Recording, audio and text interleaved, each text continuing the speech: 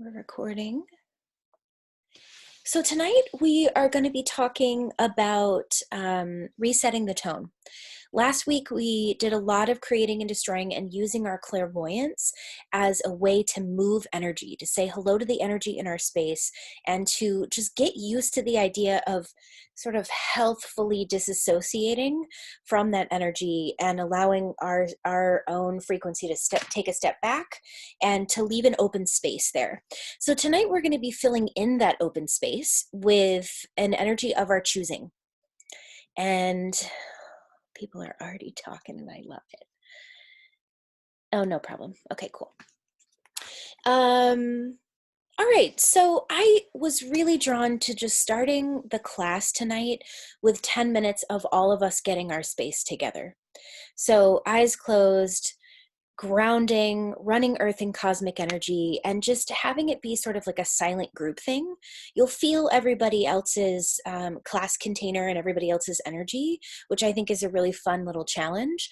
And then also allowing yourself to just kind of catch up with your energy today. Clear out anything ready to go, so then we can dive right in. So would you go ahead and close your eyes? Pull your energy all the way back into your own space. So out of the computer, out of the things you've been doing today, out of even this class. Just really consolidate your energy back in your space. And let your eyes close if that feels good to you. It just has a way of kind of disengaging with the world around you and focusing inward.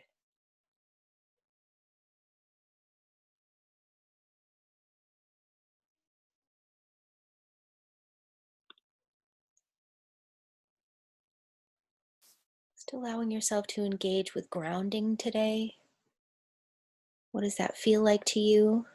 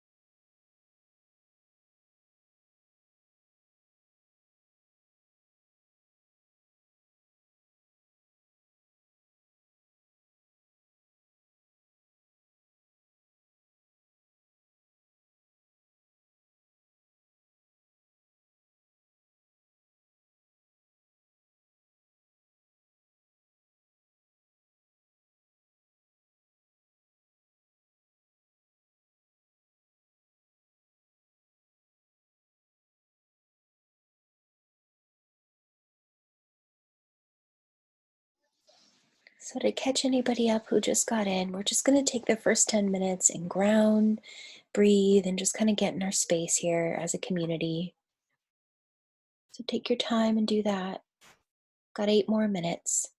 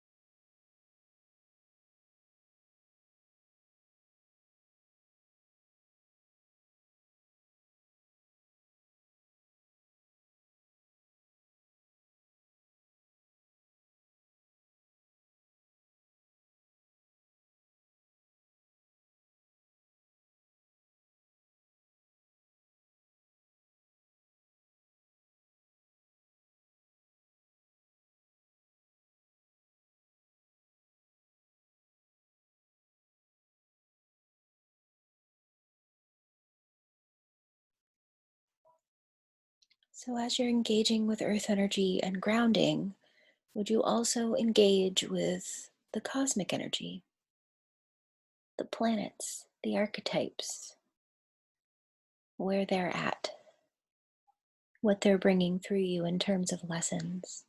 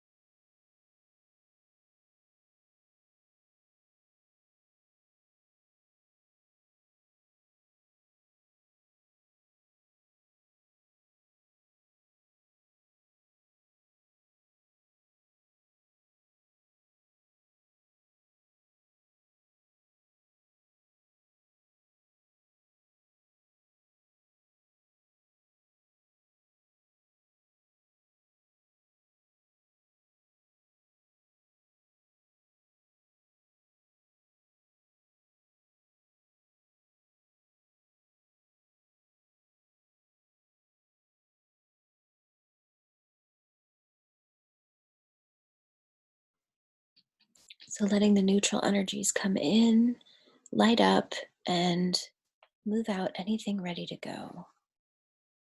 And all you have to do is sit and watch all the stuff that's lighting up and leaving. All it needs is your attention.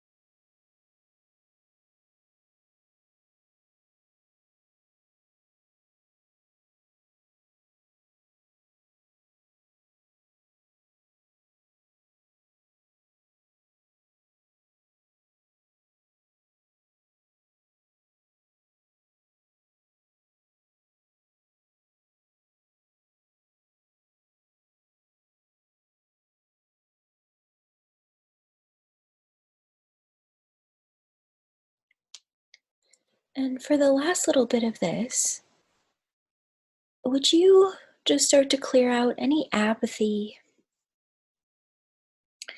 any lack of trust in this process and in yourself, and begin to allow your heart to open to you.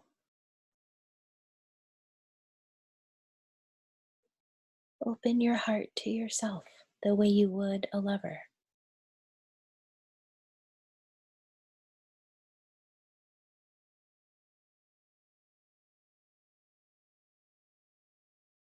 And I really want you to tell your body and your life and your spirit or whatever other aspect of you is coming up, your shadow selves, I trust you. I want you to say that to as many aspects of you as you can. I trust you.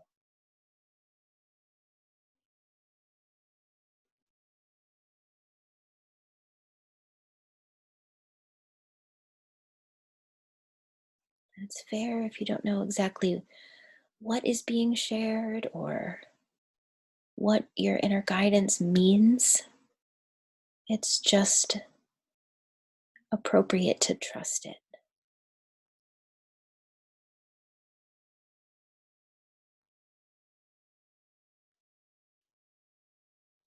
That it does mean something and that you can know what it means.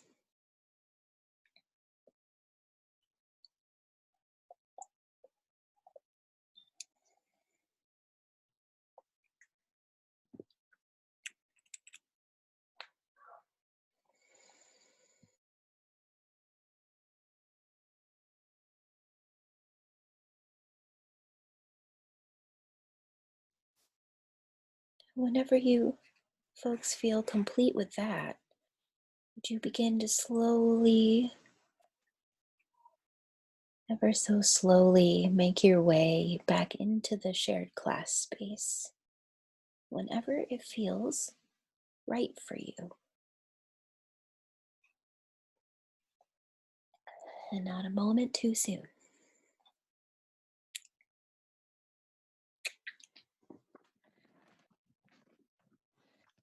Oh, I'm so glad you guys are here. This is great. This is great. All right. So, um, I think I want to start by just checking in on everybody and seeing how everyone's doing. How was this week? What did you notice? Anything in particular about blowing roses or blowing energy up, creating and destroying, using our clairvoyance? Any questions that you had that were lingering? Feel free to type or unmute and just ask. We've got a pretty manageable amount of folks tonight. It's funny to say that at 21 people, but it's easy to talk. So by all means.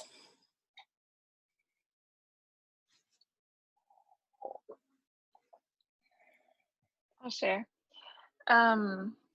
So this week, I I was really aware of like judgments that were coming up, and I kind of blowing them up as they came up. Mm-hmm. And the past couple of days, I feel like I found myself. My nephew is screaming.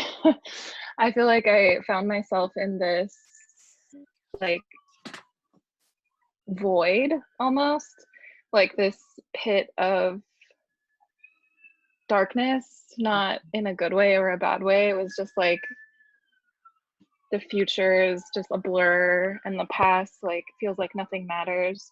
Yep. And I've just been like sitting in this emptiness.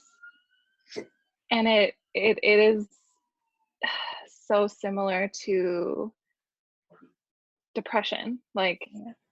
we kind of talked about that last week, but I found myself like kind of wanting to slide into this like everything is meaningless. Um Everything is hopeless kind of, and Mm-hmm. like what's the point of doing this work, what's the point of anything? These kind of questions were coming up a lot, and it's like I found it quite difficult actually to like stay in that neutral space, and found myself wanting to like slide into um The void.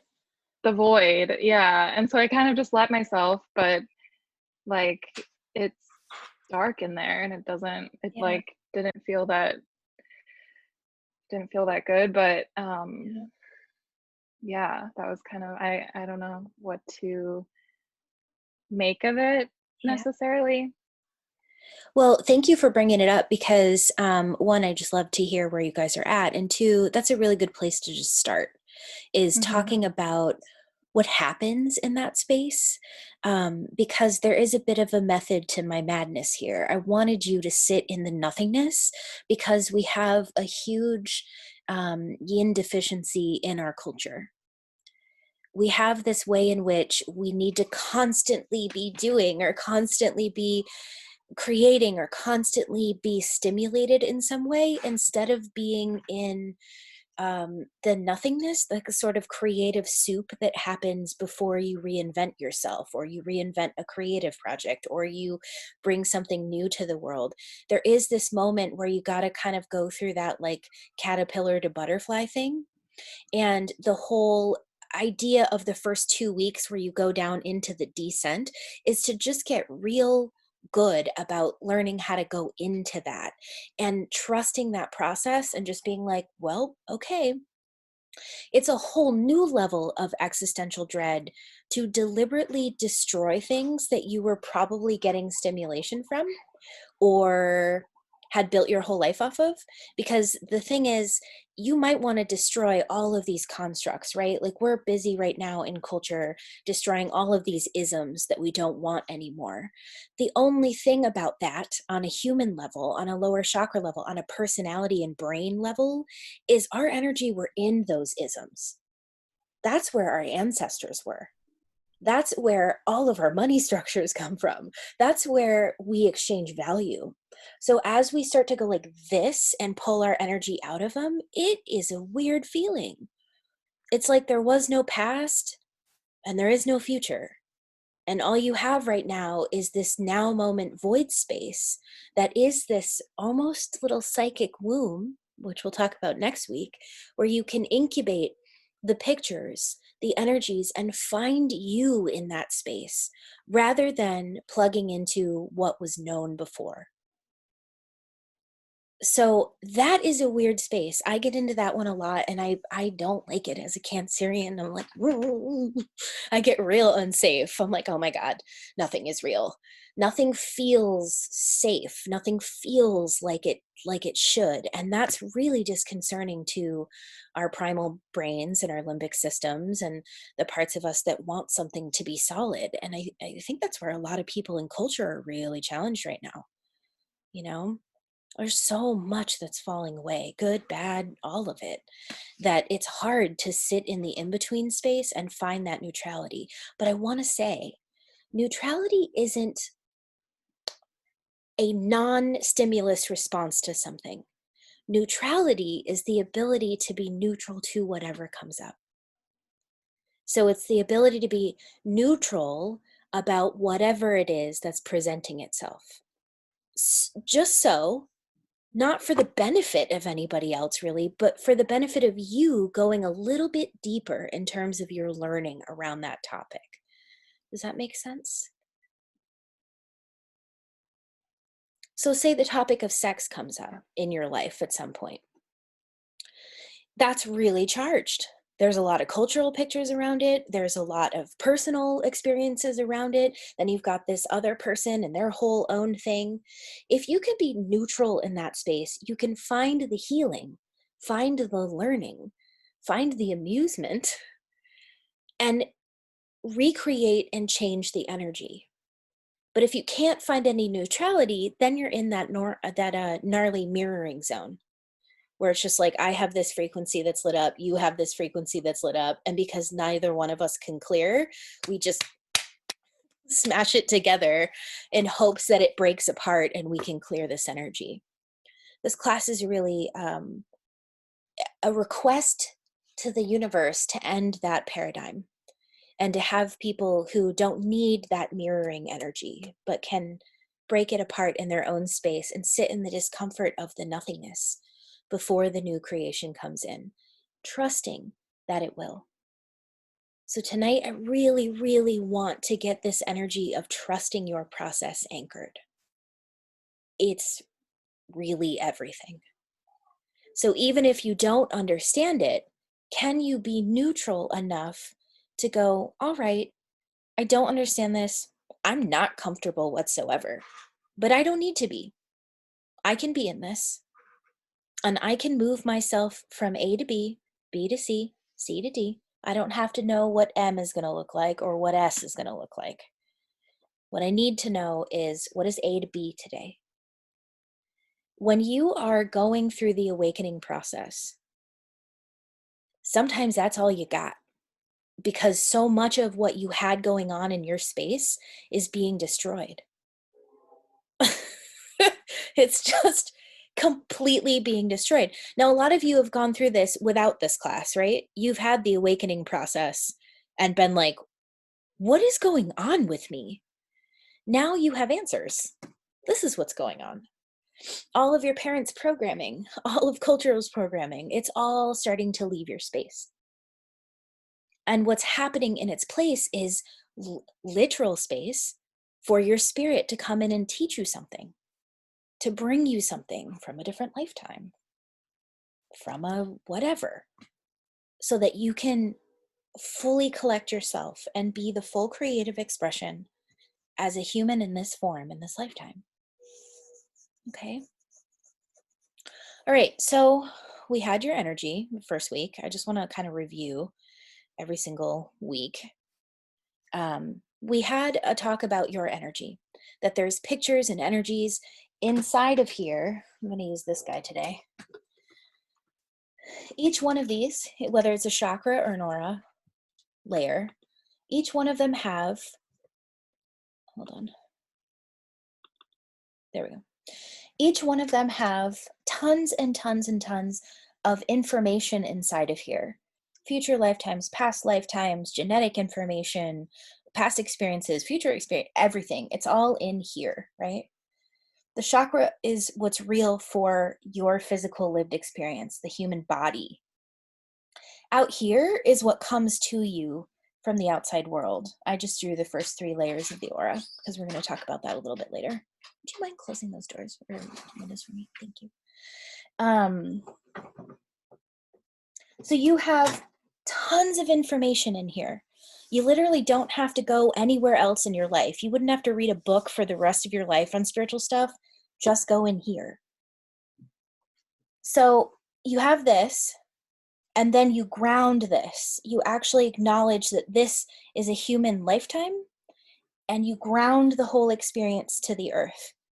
That allows for a lot of this stuff to become real and for you to start to see it, which then we have to tend to the shadow selves, the parts of us that come up that have been severely disowned in humanity. So then we get present with those things.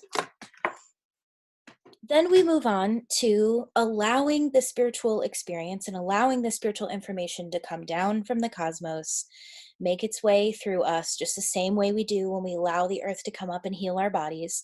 These two neutral energies meet in the middle and help clear out a lot of those pictures, energies, patterns, frequencies, all of those things that we have a hard time just going in and seeing otherwise. They do the heavy lifting for us so that the spirit can just be like, okay, here's the next thing I want you to say hello to. Here's the next thing I want you to say hello to, which is why the A to B, B to C, just take the next step thing is so important, because when you're clearing so much of this energy that's right at the core, it's right at the hard drive, the motherboard of the system, you're not even really dealing with it out here.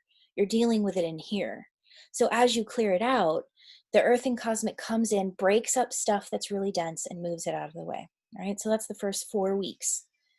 Then we have clairvoyance, the ability to see energy so that we can say hello to it, so that we don't have to run it through our bodies. We can create and destroy and really validate the fact that we are creators of our own life experience, which now do you see why just saying that to a bunch of people, but not actually walking out what that looks like and what it means is so problematic in the spiritual world. You're the creator of your own experience. Yeah, but how? That's how. You say hello to the energy, you blow it up, and you let the next level of learning come through you. And now tonight we're going to fill all that in and set the tone of our own life experience. We're going to clear out all the people who are authority figures, which we've slowly been doing over the time that we've been together. But anybody who is a boss or a teacher or even old spirit guides, we're going to be saying hello to our old spirit guides, letting them go on to their next thing, calling in new ones tonight. There's a whole big kind of changeover that's happening. Okay, I want to check in on what everyone's been saying. Kiara said this weekend, like since the new moon, I found myself falling into old thought patterns and habits. Those come up because they're about to leave. I understand that throughout most of our lives, we've gotten really traumatized because we haven't been able to move the energy.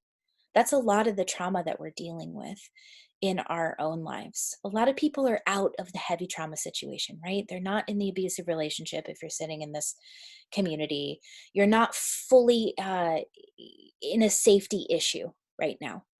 So, what's happening to a lot of people and what's perpetuated through trauma cycles has a lot to do with not being able to get out of something. That's a problem. That's a really traumatizing thing. To go into a depression and never get out, never fully be able to come back up again. We want that to stop. So, tonight we're going to talk a lot about that.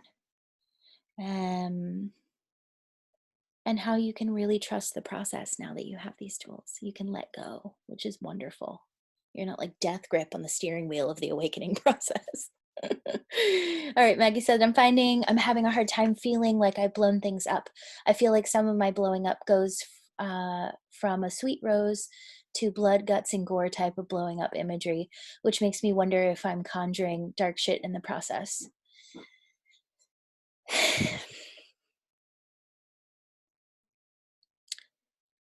You can't conjure dark things because you are the darkness. You can't conjure light things because you are the lightness.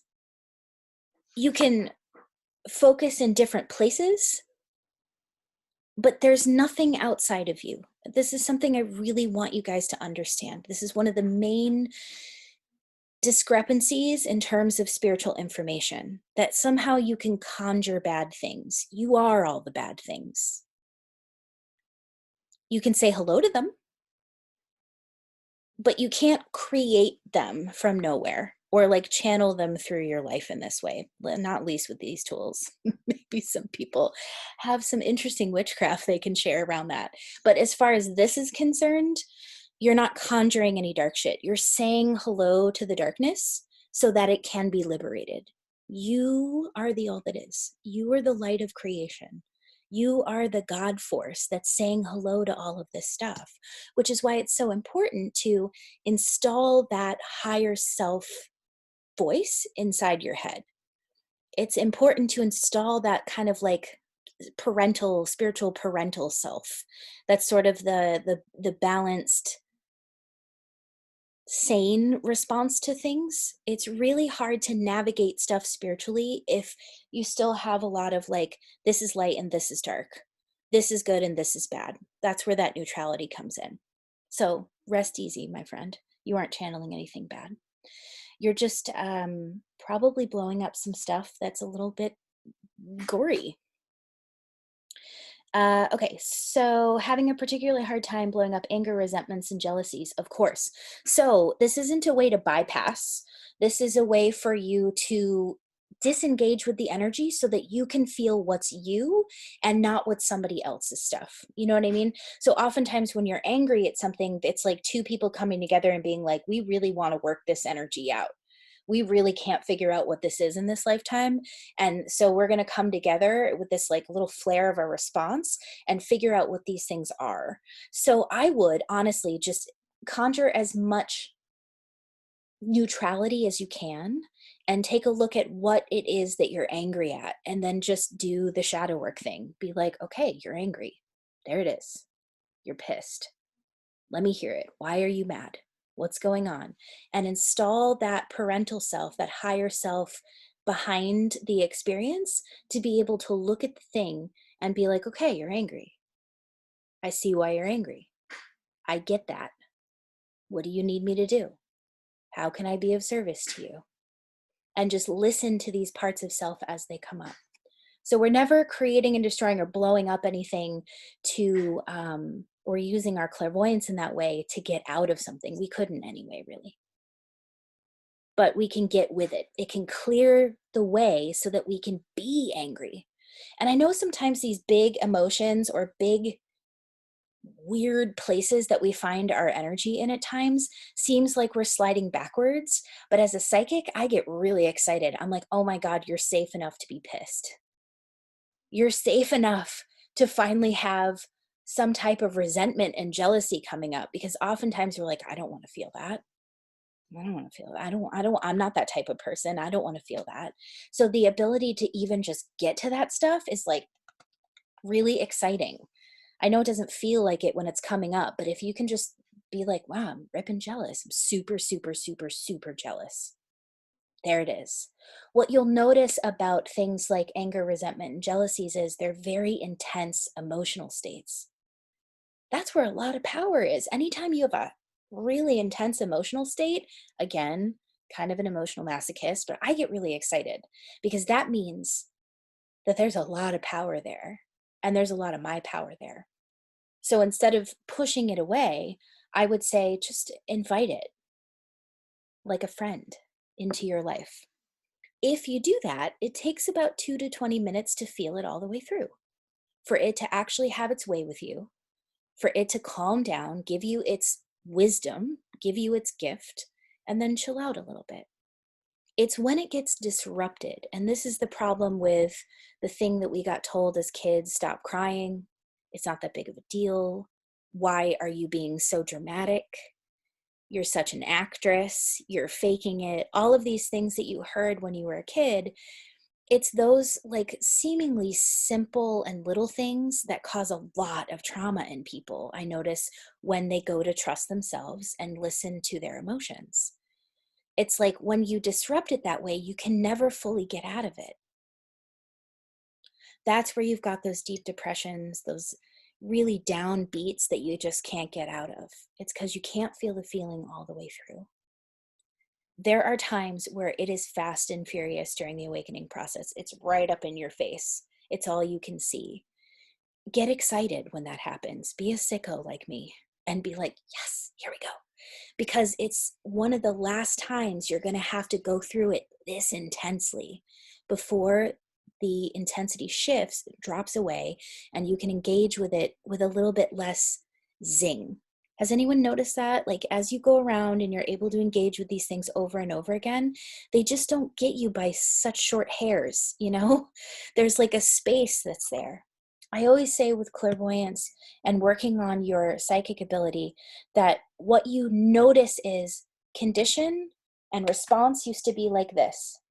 Now it's condition. There's a beat where you get to choose how you want to respond, or at least it's not so intense. And then there's a space, and then you can choose how you respond over here. But it's not like boom, boom. Now there's more like this. And as you leave this class in this container, I want you to notice the places like that, that you've cultivated space where there used to be kind of just a one-to-one or an unconsciousness that was there. Okay, so Maggie was saying, I feel like I linger between intense anger and frustration versus deep, hopeless depression, wondering if I'm doing it wrong sometimes. No, it's that wrongness. Does anyone ever feel that way? I'm doing it wrong, or I'm wrong. Man, that is like at the seat of everything. If you want to mess with yourself, make yourself wrong. If you want to watch yourself fly off the handle and spin around in a million different directions, just be like, this is wrong. I shouldn't be experiencing this. This is what I mean by trusting the process. If you can be a weirdo like me and think to yourself, no matter how bad or how strange or how whatever it gets, that you can greet it and be like, I've got this. This isn't supposed to not be happening, or it wouldn't be happening. So let me be with it. I'm the light of liberation. I'm the spirit guide to this human experience. Let me get an eye on it here. Let me just be with it. It does take some time to build that strength. It takes admittedly longer than 8 weeks to build that strength. But you have the beginning of a lot of that stuff here. And you guys have done a lot of heavy lifting. If you've shown up to class and you've done these tools, you have way more strength than you think you do, and it will continue to unravel over the next year. The strengthening will happen, even if you never do any of these meditations ever again. If you're just like, well, that was that, and whatever, I did that. You will continue to notice openings in spaces. You will continue to notice that you can greet different parts of yourself easier and easier over the years. So no worries. Intense anger and frustration and hopeless depression can be equally greeted as happiness, joy, cash flow. You just gotta kind of be a strange one like me. Okay, Meg said, my dad converted some old home VHS tapes and we all came together to watch them over Zoom the other day. That's really cute. And I noticed how damn much I was mirroring my parents' behavior. Like I could barely see me in some of the videos. It was wild. You're gonna love the lecture we have tonight then. Thank you for saying that. Stasia, am I saying your name right, Stasia, or is it Stasia?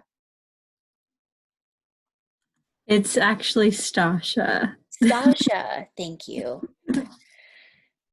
All right. So they said, I really enjoyed having so much open space internally, but I definitely found myself getting frustrated with what I was or wasn't seeing in our meditations and relying on the other clairs. That's fine. That's actually totally fine. I went to clairvoyant training because I was really weak in that place, but I was over strong in clairsentience. I'm way over strong in clairsentience. And so if you notice that you've got a really solid clairaudience or claircognizance, that was the other one I was overstrong in, claircognizance, those can redistribute their strength to other things as you're working any of your psychic abilities. So every single time you tune in and you apply neutrality to it, you apply non-judgment to it, and you just are able to ask yourself questions and be there for yourself, all of them will strengthen. They'll kind of redistribute their strength throughout. So you won't be over strong in any, but it's fine. That's why I don't really push like the clairs, and I don't push. There's a way in which you're all psychic that I don't want to get myself too far into. I want to bolster what you already have and keep adding the ability to go deeper with yourself, but you guys are already psychic geniuses in your own way. So let the other clairs that you have come online. That's totally fine. It might take years before you can see. I mean, Jack was sharing this with us one of the first nights. He was just like, I just don't see energy that clearly. I'm like, that's totally fine. But just to let you know, if you guys don't see energy super clear, when you're looking at it clairvoyantly, it's less about being able to see green in your mind's eye, and it's much more about your imagination. So if you imagine hot pink or you imagine, whatever, that works. It's just your creativity and your imagination. That's your clairvoyance, basically. Natalie shared, I had an energetic low that hit 2 days after class, and then it turned from fatigue to inflammatory pain on Friday. I had a lot of that too. Friday's new moon was very physical for me, but I have a Chiron in Gemini. And now that I've seen most of you guys' charts, I see where all your Chirons are. And yeah, it's not uncommon for the moons or a really big clearing through the moon to produce a lot of physical energy. Again, you're not crazy. And again, there's nothing you really need to do other than trust the process and keep asking your body, what do I need? What do you need right now? I threw my back out on Friday. It was classic. Nerve pain everywhere. It was hot. I remembered the goal of finding neutrality, so that's where I landed on the realization that this is an energetic hangover. Tried to blow things up, but felt like I couldn't even touch psychic energy. I feel pretty sick today, not sure how long I'll last tonight. No problem. I know a lot of people are in that this evening. It's also Memorial Day, and for anybody who's an empath, we're remembering everyone who died in wars. That's not a small thing on this in this country. So especially if you have people from the military in your family, these used to be days during the heavier first layers of the awakening process. When I was going through my teacher awakening process in 2015, Memorial Day, I could barely even move for the first 2 years. So 14, 15, 16, 17, and 18 were really, really heavy for me. Last year was the first year that I was able to like function on Memorial Day. And then I forgot about it even today. Kim reached out and was like, do we have class tonight? And I was like, yeah, of course we do. Why would we not have class? She's like, well, it's Memorial Day. I'm like, oh, totally fine. But laid out, especially because my dad was in the Army, or my dad was in the Navy. My grandfather was a colonel in the Marines, like on and on and on and on. So if you have a bunch of people in the military, which is actually probably a really good idea to clear some energy around today, eh? Military energy. Cool. We'll blow some roses to that. Yeah. Migraine. Yep. Sleep has been really messed up. Welcome to Gemini season. I lay awake for 3 hours every evening and think about everything before I can finally get my nervous system to calm down. By the way, earth energy. Running a nice brown earth energy through your central nervous system, your brain, your upper chakras will lower that energy so that you can actually sleep. Okay, hold on. Okay, Katie said, I felt like I had more space to say yes to things that were on my heart, pour into my creativity, and show up for my family like as a shared cycle comes to a close when my brother moves from an apartment into his first house. I watched myself being neutral until my sleep got so messed up that I short-circuited last night. I got a migraine today, but still feel neutral and not activated, just super duper low. That's okay. I'm actually kind of glad to all be in the same space around that. We can really just let go of some of that heaviness and be in the downbeat in a more neutral way so that it doesn't have to affect our bodies as intensely. I've been into blowing shit up. This is Elsa. I've been into blowing shit up this week, but when I first started this practice, it was difficult to imagine the act of blowing anything up. Cool. Now I have found my ways that work for me. Cool. Roses, bubbles, sunflowers, oranges, whatever comes to mind. I can totally feel the spaciousness that has actually felt peaceful because I'm in such a transition, having just moved to another state. I'm figuring out who I am here and what I want to make of my life. This has been like a spring cleaning of my space. Yeah, when you move, you get to decide what picture people see you in. You know, when you went from high school into college or into your next steps, whatever they were, you know, you can kind of reinvent yourself and the pictures blow around who you are.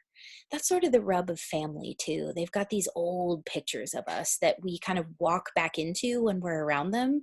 The nice thing is when you move to a new place or you start a new friendship or you start a new job or you do whatever, you can blow up the picture of who you were and really match to you and reinvent yourself.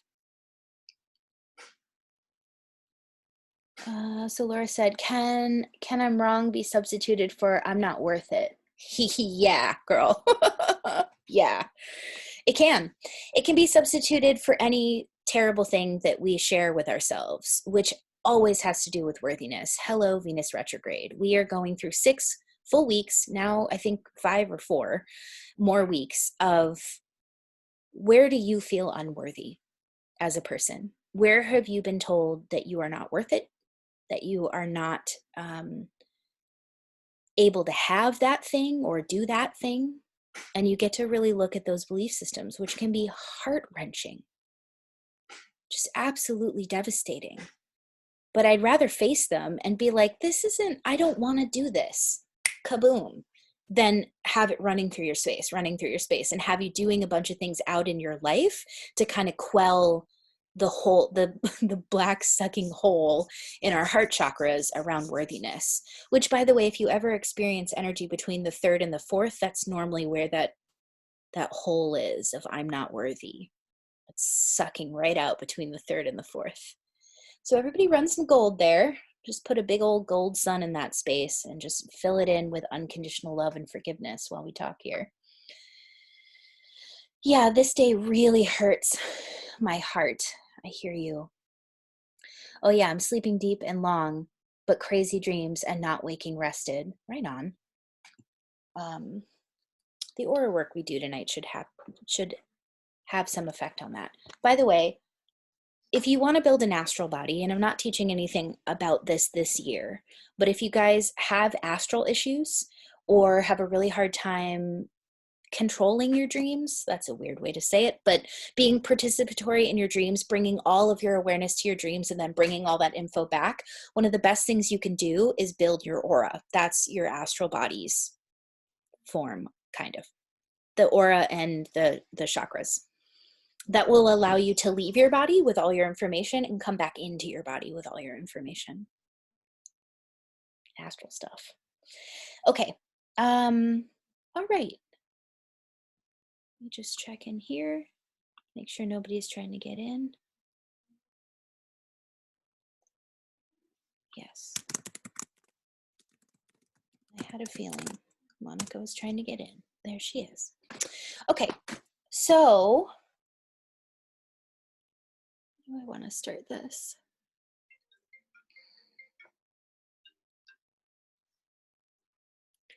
All right, there's a couple things I just wanted to go over really quick here. One, I get this a lot from people. Do the colors have meaning? Of course they have meaning, but you will never ever see me give you a table of contents as to what they mean because they are completely unique to you. So what red means to me does not have the same meaning as it does to Maddie or Katie or Allison. What blue means to me does not mean what it means to Meg, Elsa, and Maggie.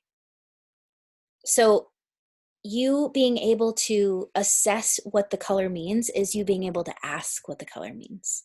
So when you see a color, be like, what does this represent to me? And that's your table of contents, but don't be shocked if it changes. Pink might mean one thing to you one day, and it might be a totally different thing the next day. That's the trippy thing about being psychic.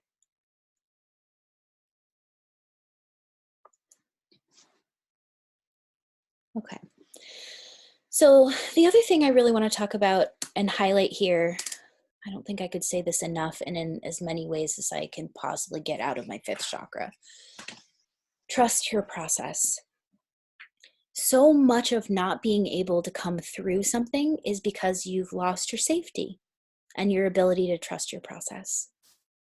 Now, with all this information that you can access, you have a new level of invitation to trust your process.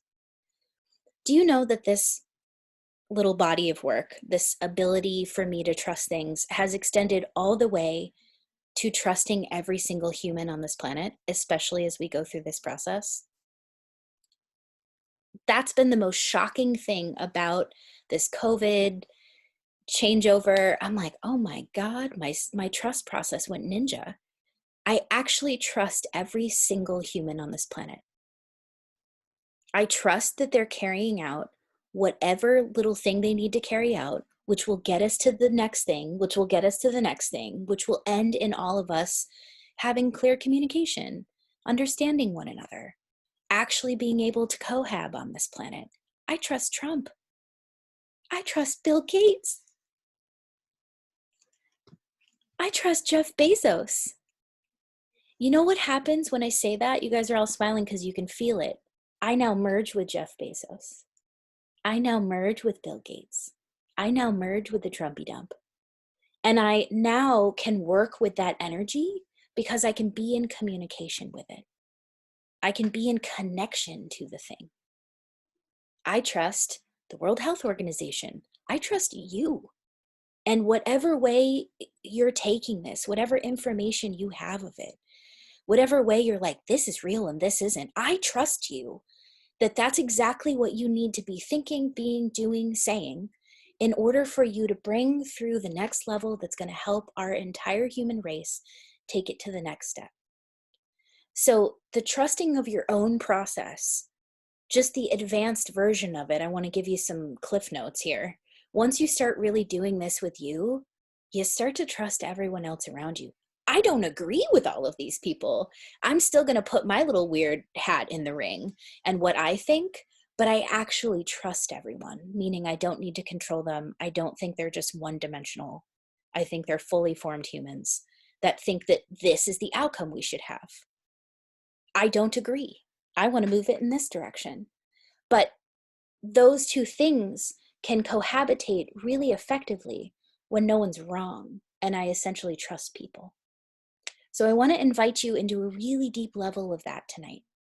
What if you just went completely chaos demon and trusted everyone, including yourself, including your darkness, including your dad, including your mom, including the government? That doesn't mean you assimilate into them. That just means that you trust that you're doing your thing and this is doing its thing, and that we will walk it out. We will work it out. So I want that to kind of be the coding of everything, that you get to trust you, you get to trust your process, you get to trust your fellow humans, that we're all walking into a healing together.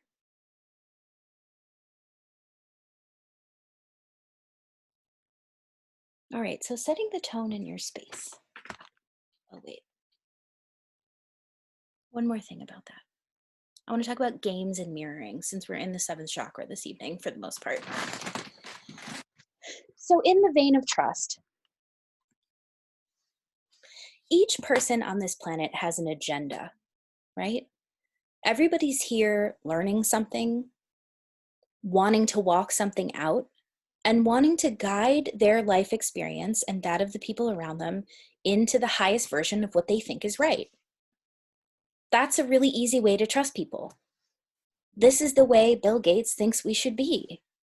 I genuinely think he thinks this is how it should be, and he's doing the right thing. This is how Trump thinks it should be. This is how I think it should be. So in a lot of these ways, we're all playing a game. There's an agenda here. So I want you guys to just take a minute and think about that. Everybody's playing a game.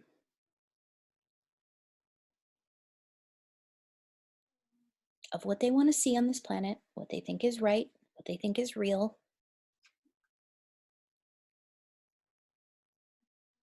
Think about what kind of a game you're playing. Mine is literally this. I want to see people able to work with their own energy. This is the game I'm playing. What are you for? What are you against? What are the kind of games that you're playing in this lifetime?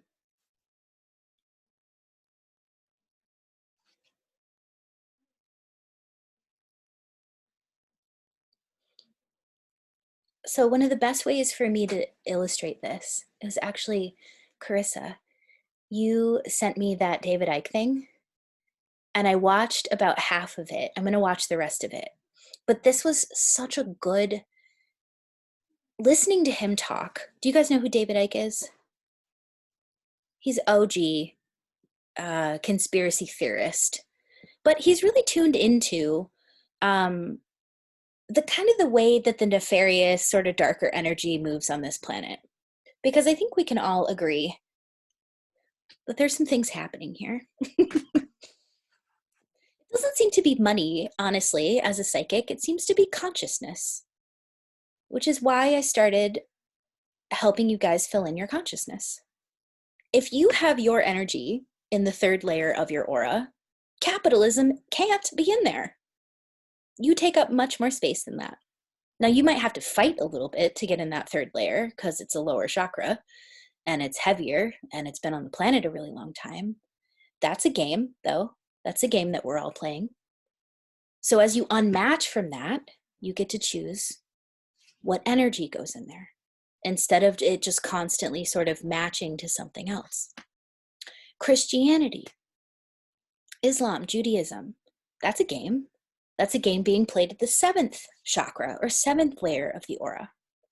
Now, if you don't ever get in there with your own information, you always filter it through that religion, you're never really accessing your own energy in that space. Now, it doesn't mean that it's wrong for anybody. People can come here and be so matched to the Jewish religion or the Old Testament or the scribes from wherever, and it totally works for them. So it doesn't mean that all religions don't work for people.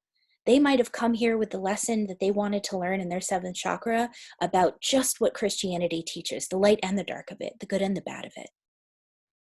So it's not necessarily a right or wrong thing. This is where we need to completely let go of judgment. It's just a game that's being played. And is that game working for you? Is it working for you with your spirituality? Is the game that you're playing working with you in terms of your money? In terms of work? In terms of your relationships? So as we clear out all these things with our psychic ability, what you're essentially doing is lighting up and clearing out all the ways that the energy moves through you, all the games that are being played there, patterns, all that stuff. So David Icke, he's OG. One of the things I notice about the people who talk about the dark alien agenda, I love being able to say that in public, and this is my work. The dark alien agenda. He is talking about all of the ways that consciousness is controlled and and the games that are being played on this planet that are really, really negative, that keep people enslaved, that keep people from their freedom, that keep people kind of recycling back into the same energy over and over again. I'm going to say this plainly. You can tell with his energy frequency that his pain body is really heavy. And so this is sort of the rub of channeling energy. It comes through all of these layers. So if you have a bunch of programming, like say this whole first layer is your dad's resistance to pain. That's like mainly what's run in your first layer of your aura, is your dad's resistance to having to make money. He did it anyway. Life is hard. Nothing is fair. Nothing is easy. That's what's running the first layer of the aura. Second layer of the aura, or second chakra even, is a bunch of trauma from being kicked out of the group or having a strange sexual experience when you were younger. Now, these things get recorded and they go into our cells, they go into our body, they go into our energy, and they stay there. And then sometimes when the moon moves around, we feel them again, right? It's like, hello, I'm still in here. Your body is the memory of everything that's ever happened on this planet. So then there's that on top of it. Okay, so then we'll go to the third layer. And maybe this has all of this work life stuff. Like somebody in your family really believed in unions or didn't believe in unions or whatever thing. The self-worth issues in here, like in our family, we don't X, Y, or Z. We don't get money given to us. Everything's hard work again. All right, so then you've got 12 layers of this. When you're really getting high-level information, like David has access to, like you have access to, like I have access to, the only problemo with that is you're pulling it through all the layers of this programming until you get to here, which also has a bunch of programming in it. If you don't take the time to clear this out, which is like your little tuning fork and your energy frequency, you're pulling all this really high level information through a bunch of human trauma and pain. So as it comes through, it just distorts everywhere and really is hard on a body. So he's not wrong either for this. But I want you guys to say hello to the spiritual people that you know, and even in yourself when you're getting spiritual information. that this happens. It happens to me all of the time. I'm constantly checking myself before I'm wrecking myself. And this class took about 10 years to build until I had so few of this stuff in here that I could give it to you in a way that was appropriate and healing. So high-level information gets pulled through all of the programming going on in here, which is why we need to be really clear about what energy is in here and what it's coming through, how it's distorting the information. The other thing I noticed about David's energy is that I know a lot of people who are in that dark alien agenda stuff and calling a lot of it out. Some of them are my best friends in the world. I love them. What I will say is when you get that low frequency, right, you actually end up working for it because you match down to here. So it's almost like you start working for the demons that you're calling out by doing the thing where you match down to be able to work with that energy. This is the kind of the tricky thing about being a chaos witch. We want to touch it. We want to run it through our energy so that we can engage with it, but you want to be really strong in order to be able to have the full spectrum of the experience, not just this one. You plug into something so you can kind of disperse the energy with your strong multidimensionality. You don't want to plug into it and then lose yourself in it. And there's a bit of that with his energy and a bit of that with people who are calling out this agenda. Again, I don't think they're wrong. I just think my moon in Libra is like, can we just get a little bit of grace here? Can we just a little bit of nuance? The other thing I want to say about it in terms of nuance too is that when I was listening to him talk, there was no room for anyone to be anything other than dark. And I watched my old teachers do this a lot, and they created a lot of damage and a lot of confusion for me as a young psychic. Things are not polarities. They're just not. Where are my non-binary folks at? They are not polarities. You can interact with the polarities, but oftentimes there's so much nuance in this space. So as I'm watching him talk about gates and I'm watching him talk about all the dudes, all the people, right, that are running the world. While I don't think he's wrong, it's just one end of the polarity.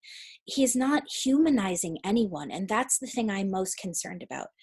Are there places in our spirituality where we've dehumanized people?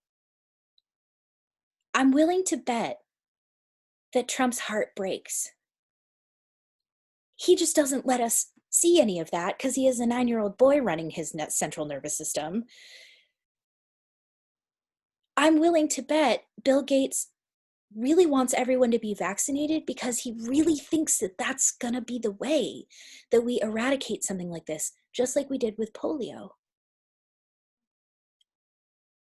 So everybody being able to see one another and not dehumanize one another is really, really, really important in terms of our spiritual growth. Maggie said, how do you not plug into an energy when you feel like you're matching to it, particularly lower, darker vibes? My answer to this is to get lower and darker and scarier than those things are. That witch energy in me just goes there. So I get scarier than the scary things. I actually tell myself, I'm even worse than this thing. And I've said that to energy frequencies before. I've been like, you think you're bad. So get closer. Come here. I'll show you darkness. I'll show you what darkness looks like. And in that way, I had this beautiful explosion of light when I said that to those things. It actually allowed me to touch them and have them calm down. It's weird, but that's kind of my recipe. And I stay multidimensional, right? That's the whole point of this. I don't want you guys to just be here or just be here. I want you to be able to handle the multidimensional experience, all of these energy centers giving you information, and you're able to sit there and go, okay, I got it. Instead of having a total nervous system shutdown, which by the way happens. Absolutely. This is when you go take a nap. when all your chakras open up at one time and start dumping information at you about whatever it is, this is when you just take a nap. When these things start to open up and they really start to clear out of any energy frequency, just do what you can. Sleep. Say hello to it. Have a meal. Take it slow and easy. All right, so we'll talk about these in a second. Let me see if there's anything else I wanted to say hello to before we head in. Yeah, so again, it's not that any of these people are wrong about what's coming or what's happening. It's just that it's just this one facet. And I think it's time, especially in terms of talking about very nuanced things like public health and the way we should all move forward, that there should be a congress of voices, a concert of voices talking about all that stuff, but a little bit more opening in terms of the nuance around it. So I'll watch the rest of the Ike thing and I'll get back to you about what I thought about it. But that, it was so obvious to me as I was sitting there watching him. And it was like right before we would go to sleep. So of course I would dream in David Ike after that. But I paused it and I remember looking over at Eric and just being like, he just dehumanizes everyone. Like he's like, these people are the absolute worst. And even if there are reptiles running our planet, I'm willing to bet that one, you have them in you. Hello, primal brain, reptile brain. And two, I bet they're capable of more than just hatred and darkness. Even people who are like the grossest. Think of like the worst person you could think of, the most horrible person you could think of. They probably love things and have families and have people who love them and think they're really funny and cool. So the ability to rehumanize somebody as you're looking at them is a tool I think we're going to need to build more and more as we start having these combos. Okay. I feel like a psychopath sometimes when I try to go darker and scarier. It even catches me off guard. I really understand you. Where's my Maggie? There you are. I really understand you. I feel the same exact way. I'm like, Jesus Christ, Erin, like you're capable of that. I was even talking to Edna the other day.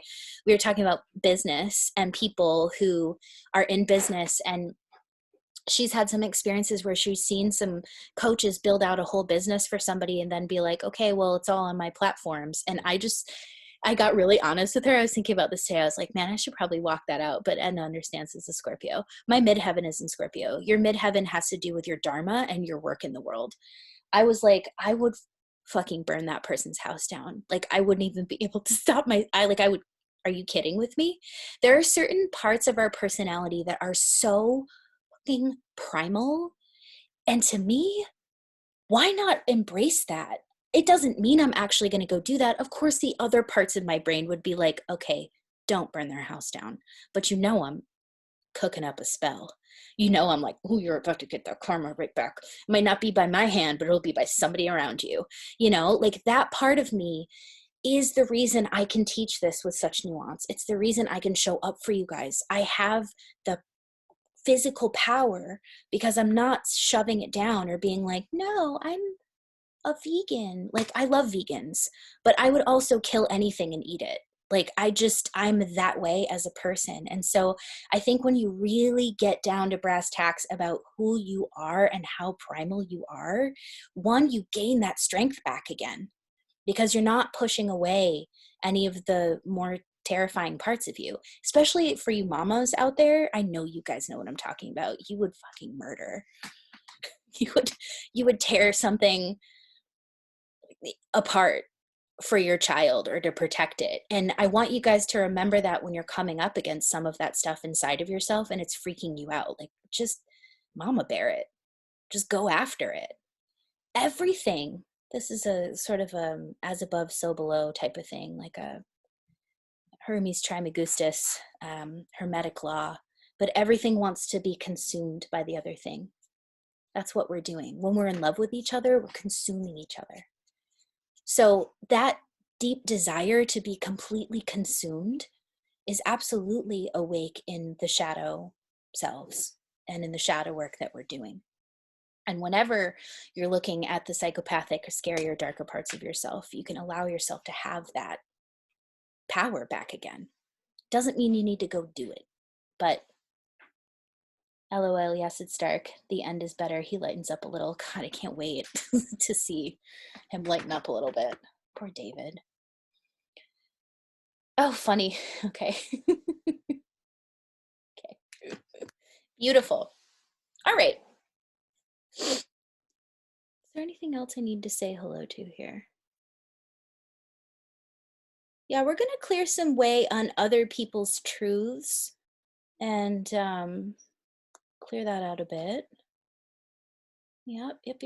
Okay, cool. Let's do a little exercise here. Go ahead and close your eyes.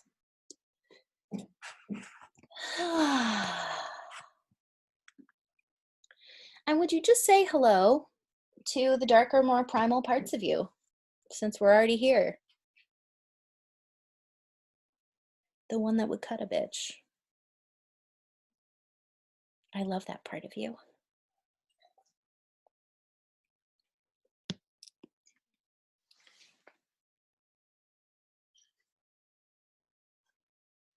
So allow yourself to really access that more primal, possibly scarier, darker part of you.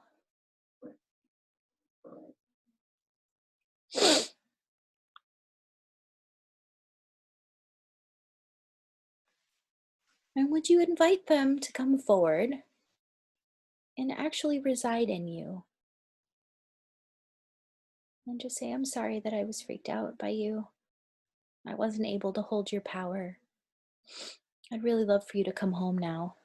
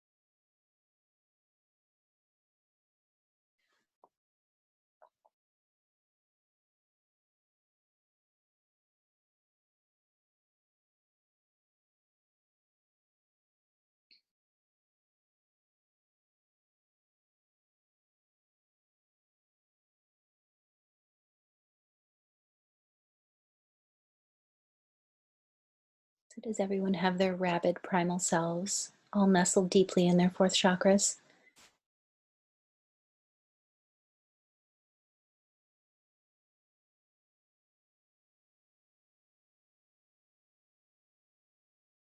Beautiful. So would you move your energy into the center of your head and take up space?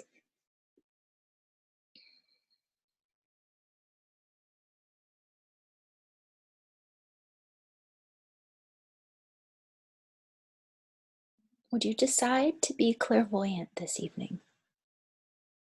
That you're going to be looking at energy and clearing energy in your body via your third eye. And would you also let yourself know that every other ability is welcome here?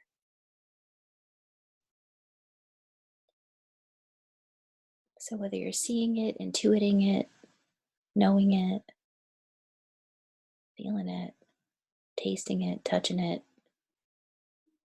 smelling it, whatever other abilities you have, they're welcome here.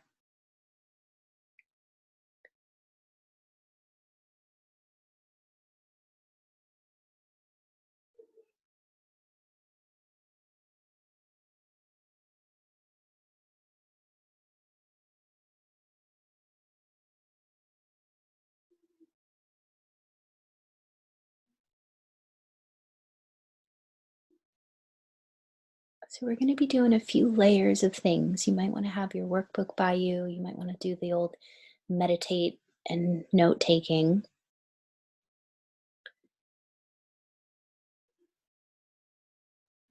We are going to start with the chakras first for this round.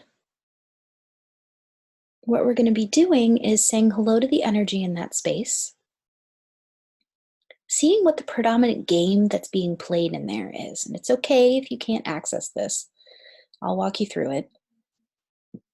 I just want you to ask, what's the game that's being played in here? So we'll start with the seventh chakra first.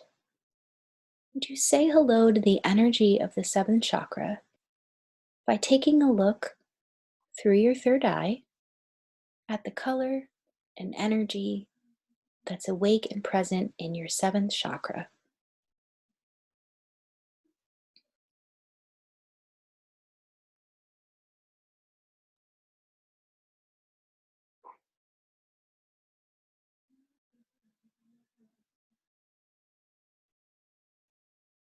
What's the vibe in there?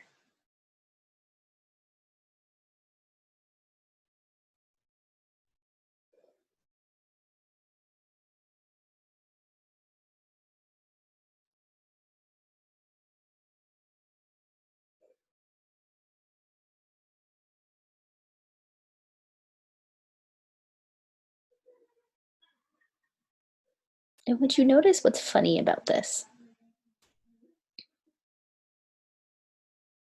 Mine was a bit automatically hilarious because I just heard that the Mel Gibson Braveheart, freedom! So my seventh chakra is set at freedom. Like a fist in the air type of freedom. And it's orange. What are you guys' seventh chakra set at? Take a second and just share with us if you feel like it, or share with your workbook there. The more you do this, the more you'll probably immediately laugh at what you find.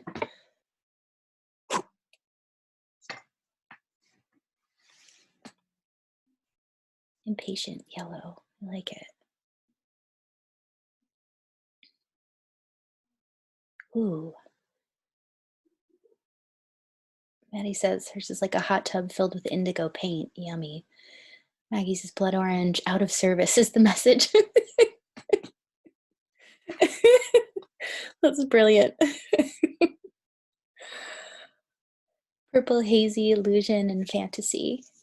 Awesome.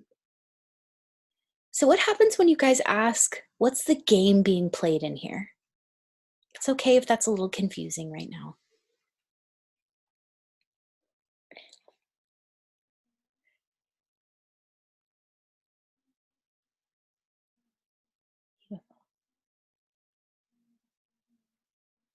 Your seventh chakra has to do with wisdom, knowledge, sovereignty over yourself, autonomy. So if that helps the psychic info land about what game is being played.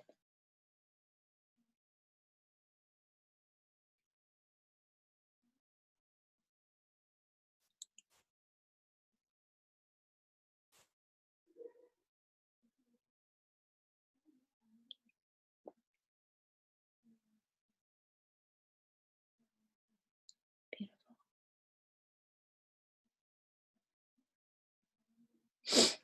And so here's the thing.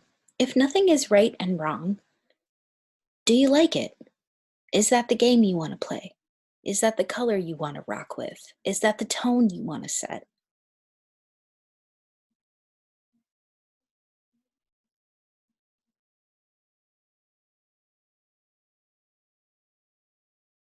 And you might come up with some nuance, right? It's not an entire no, but you might be ready for a bit of a revamp, or at least a lightening of the load, huh? Great. So go ahead and blow up, literally, your seventh chakra. Kaboom. And now I want you to ask for the highest health color. What would it look like if your seventh chakra, your seat of wisdom, knowledge, information, connection, sovereignty, was super, super healthy.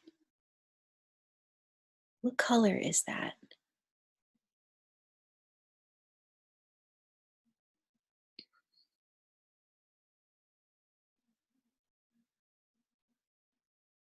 Yeah, maybe.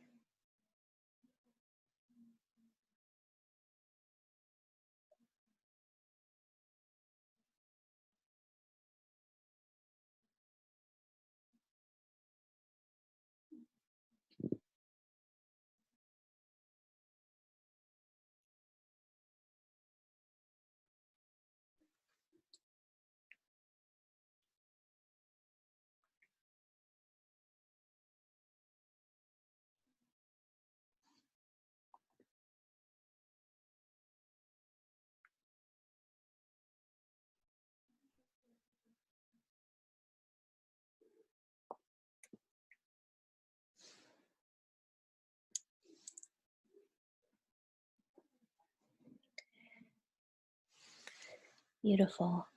So Maggie shared gold. Shauna said emerald green and burnt orange and gold because why limit it? There's my Gemini. Exactly. If you see more than one color, if you're like iridescent lavender, which by the way is one of my favorite colors, and bright green and things that don't make any sense together, who cares? Bring them all in. Whatever that highest health combo is, bring it in and let it run through your seventh chakra. And would you see that beautiful little funnel, this like little tornado above your head of beautiful colors? Let it spin off any old teachers. Would you let it spin off any old guides? Guides that you used when you were a kid that you no longer need anymore?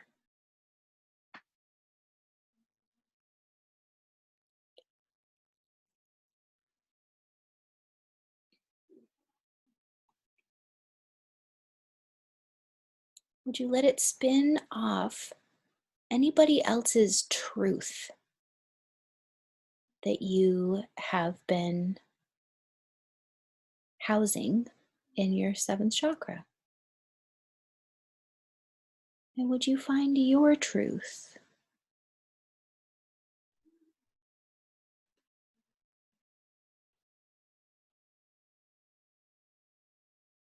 Now that you've got your seventh chakra all matched to you, you can much more easily find your truth.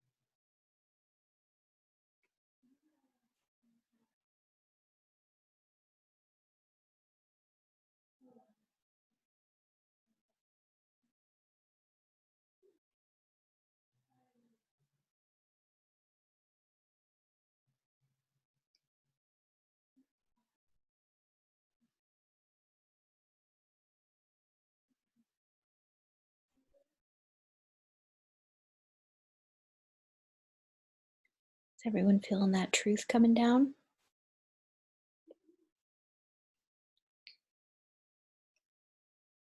So, whether you do or you don't, no matter what you're experiencing, can you trust the process right now? You might even just want to let your seventh chakra know I don't know what the fuck you're trying to say to me, or even how to be with all the information in here. But what I can do is trust your awakening and be here. So tell your seventh chakra, I trust you.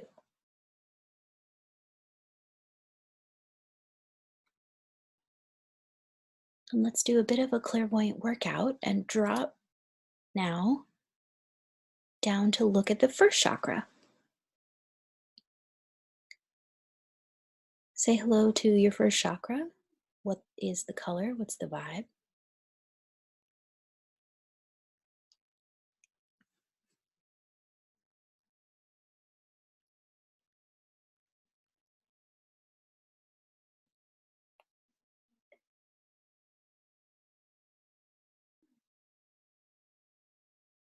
This is your space of safety, security, well being, body health, money flow, family karma.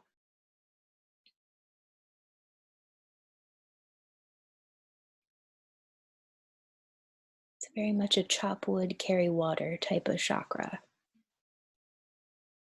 Do you notice the color and the vibe in that space? And then what's the game being played in there?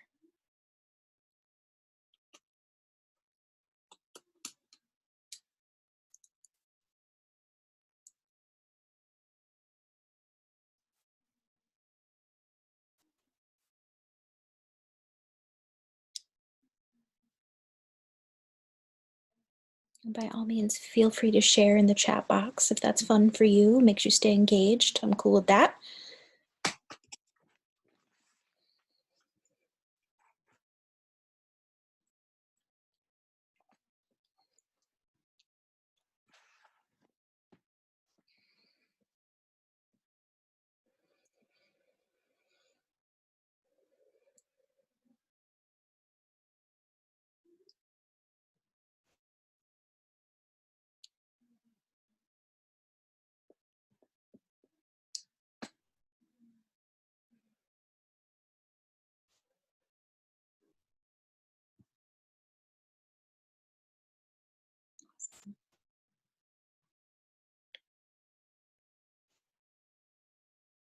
So, for anybody who's finding themselves completely in survival mode in the first chakra, would you thank that part of you for keeping you alive?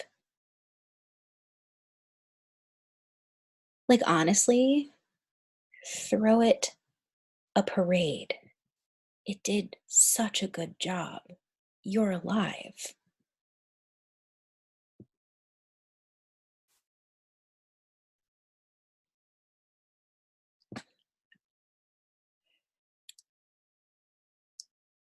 This is exactly what the first chakra is supposed to do.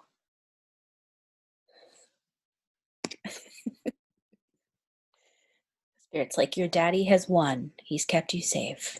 He's kept you safe. He's kept you working. He's kept you on the straight and narrow. You're alive. You're around. I don't know why, but so much father energy came up today to clear in class. So I'm going to be referencing it a lot. Okay. So, what does it feel like when you actually say thank you to this game that's being played? One, you stop resisting it, right? Once you stop resisting it, more energy can flow. Your amusement comes back, doesn't it?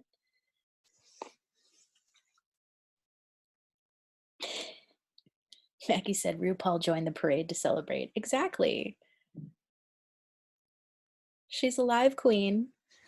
She's here and she's dressed well. We did good.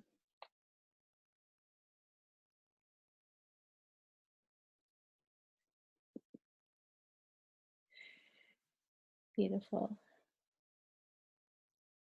That's really inventive. Shauna said of the game, that Ice Age squirrel running from corner to corner frantically, hoarding and squirreling away. And then she said, I just dropped a shit ton of squirrels in there. It's a party. Exactly. That's what I'm talking about in terms of non resistance. The old way of doing this, we'd be like, oh my God, I have to blow that up. I have to get it out of there. And when really, you know, you can transform the energy like this with total non resistance while being a complete chaos witch about it. From that place, would you guys go ahead and blow up your first chakra? And then would you pick a color that has the highest health for your well being, your money flow, your family karma? What's that color or colors?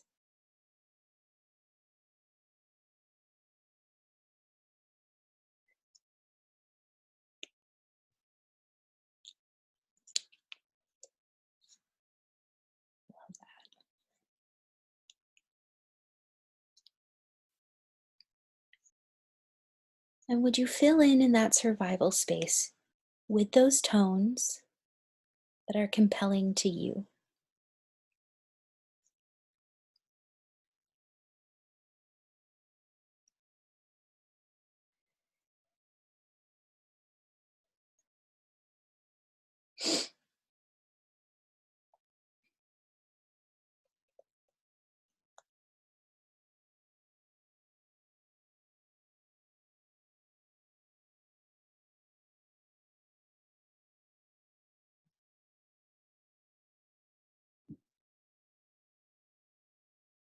So the first and seventh chakra axis is the cash and prizes axis to me.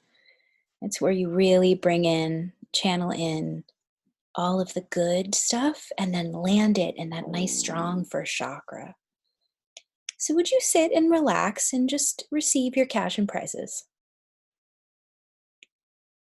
Everything your ancestors wanted for you, everything they lined up for you in the positive.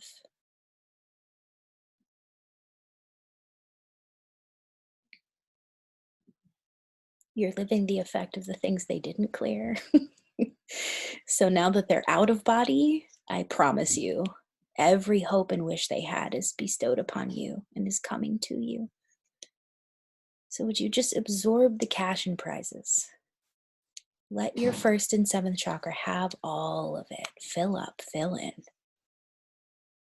Let that healthy vibration bring you, ground for you, everything you've been wanting.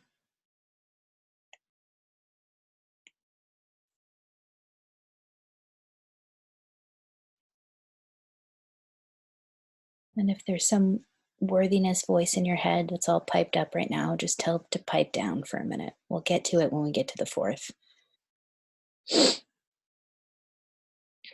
Don't be afraid to be sassy with yourself. It's not bypassing. I promise.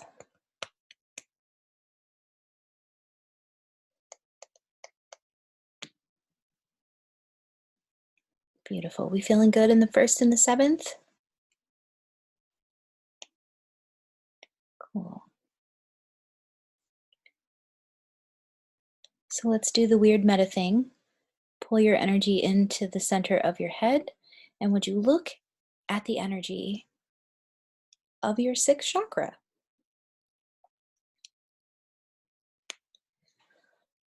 Your seat of creativity, imagination, clarity, guidance.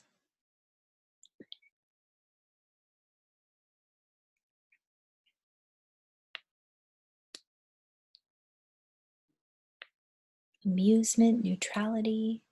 What's the energy in there? What's the colors? What's the vibe?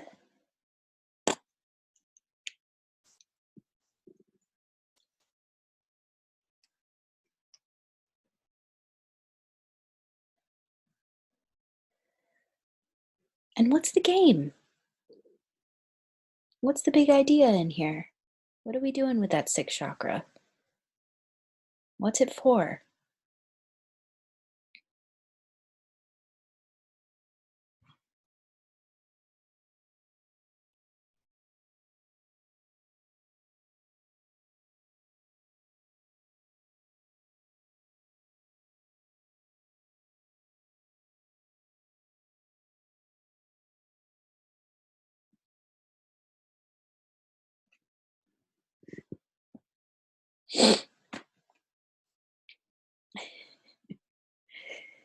Maggie said violet, and the tone in there is, hey girl, hey. That's a common one for me too, actually, in my sixth chakra. I get really excited about people and about energies. So what do you guys notice? What's the energy in there? What's the game being played?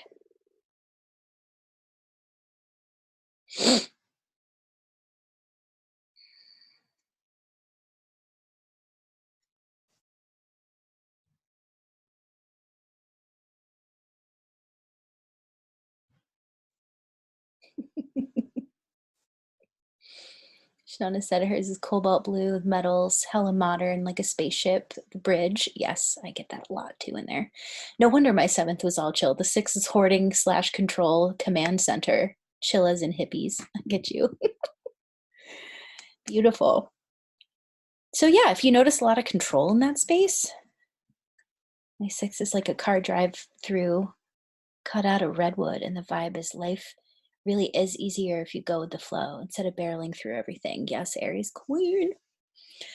So everybody, no matter what you're looking at, as a way to kind of dissipate the energy and to recreate something new, would you blow up your sixth chakra, your whole understanding, everything you're looking at, kaboom.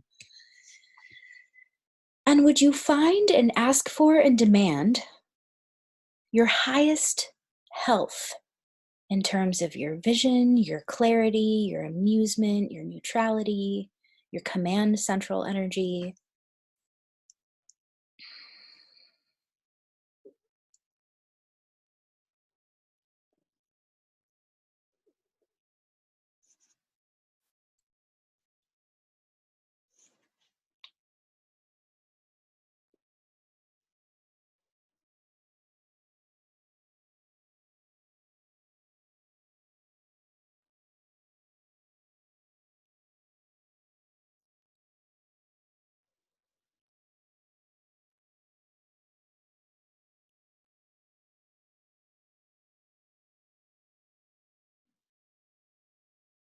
What's the highest health look like for you in your sixth chakra?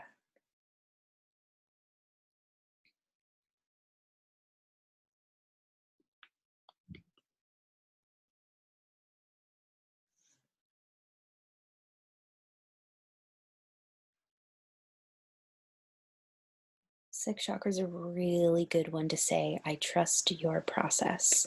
I might not understand you so much yet, but I trust your process and I'm listening and I'm here.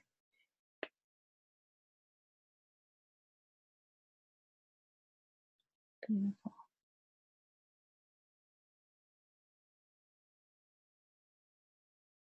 Really filling in with whatever color is your highest health or colors, letting it repair and rebuild any places where your vision got obscured by someone else's. This is also a really good place to let a sticky little bubble collect up everybody else's vision for their life that you were like, wait, maybe that's mine, when you couldn't find your own. Anybody that you kind of absorbed. Mm. Any teachers, any people of authority,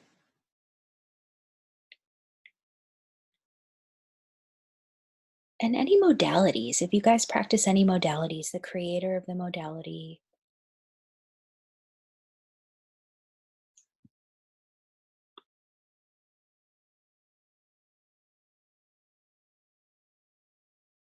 Throw me in there so nobody ever guruizes me.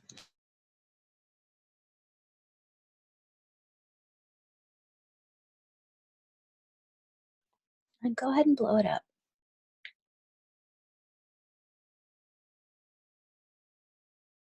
There's one more thing I want to do here. Would you put out another little bubble and let it collect up any coping mechanisms, cravings, calamities, patterns that you put in the way of actually knowing your path? Any way that you are kind of supplementing one energy for true alignment. Would you let it collect up into this little bubble? Thank it for its service.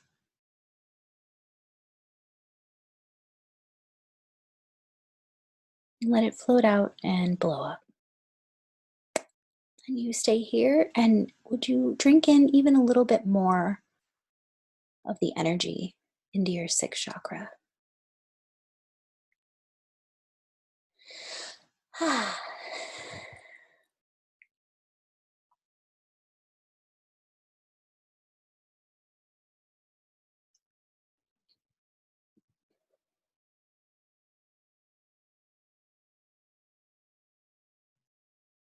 Okay, dropping down into the second.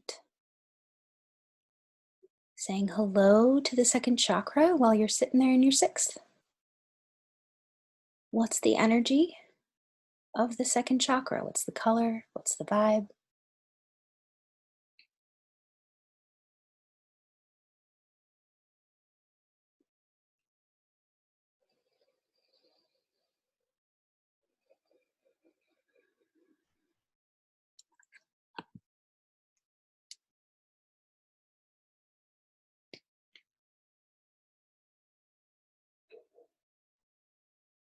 So this is your empathic energy, your sensuality, sexuality, emotions, desire.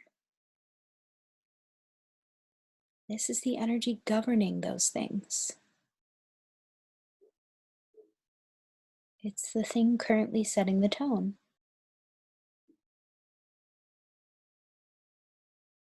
Does anyone notice anything interesting about this? Anything funny about this?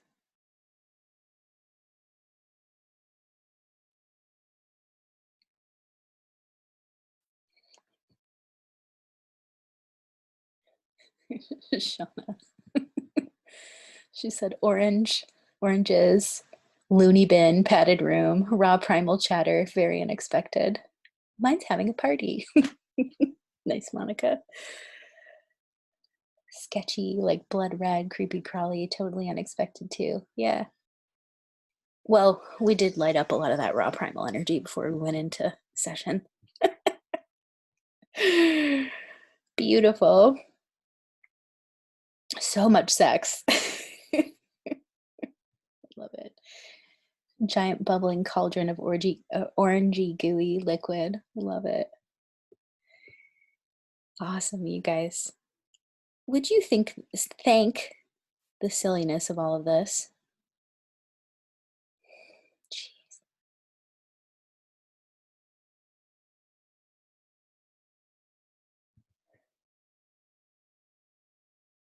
Beautiful.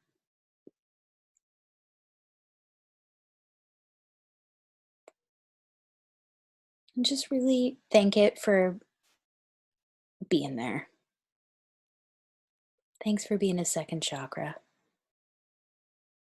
Thanks for being the weirdest, wildest one of them all. So much of our social pecking order, by the way, comes from this and the third chakra. So the way that you make friends and the way that you relate to people can also be found in here, you little freaks.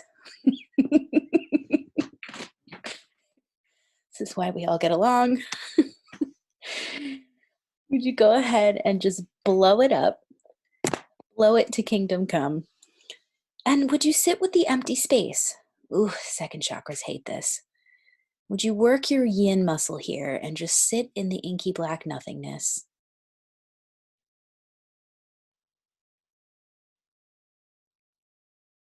The second chakra. Okay.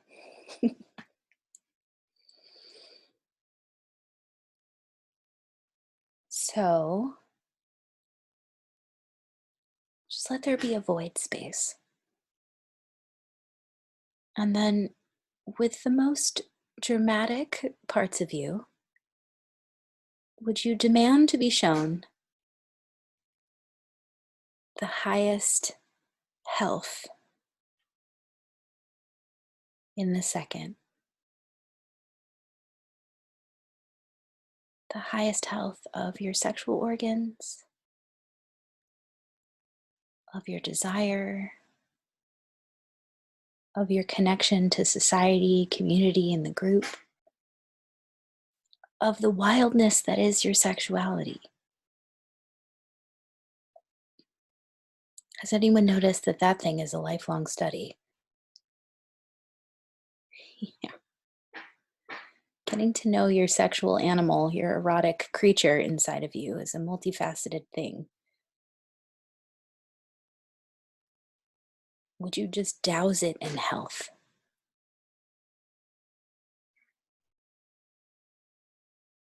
What's the color of the highest health of the second for you?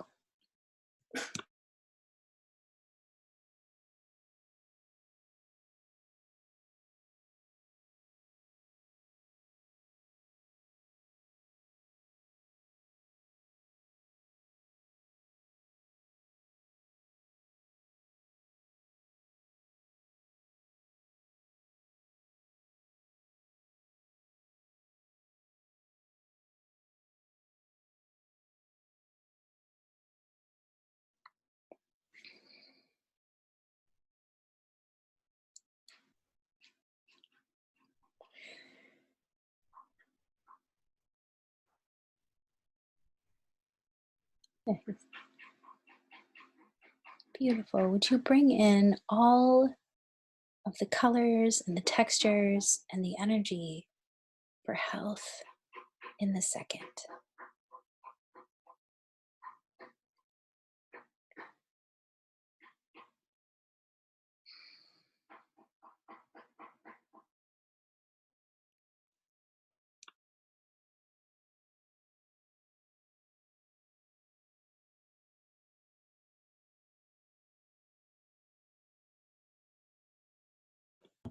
All right, couple more here. So everybody's favorite in a group full of women is the fifth chakra.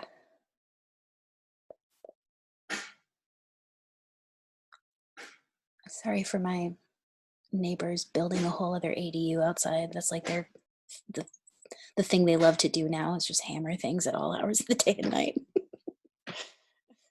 That's how they're handling the shutdown.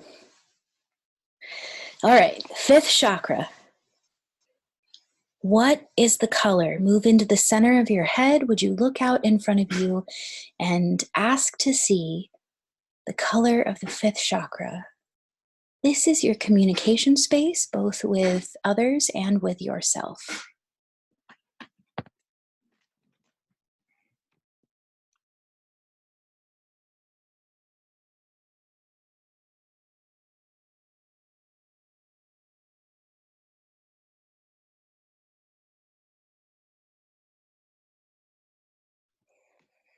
What's the game being played in here?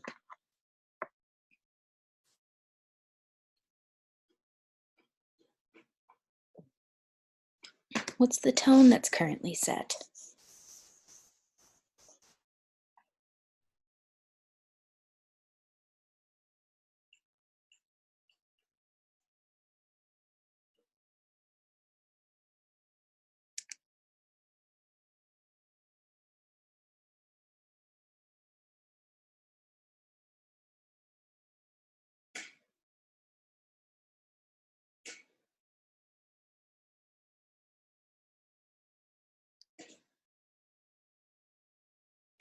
Maggie's sharing peacock tones, bleeding everywhere. Don't speak, don't be seen.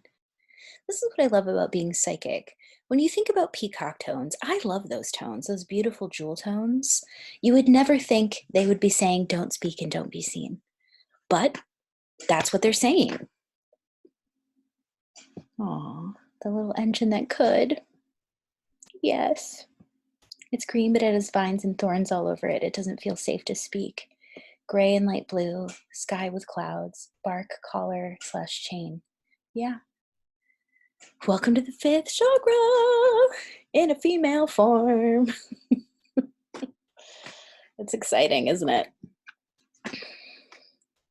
In any form, the silencing is real.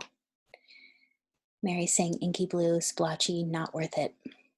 Amanda says light blue, words are used as weapons. If you pull out your weapons, everyone will run away. Fascinating. There are the games. There they are.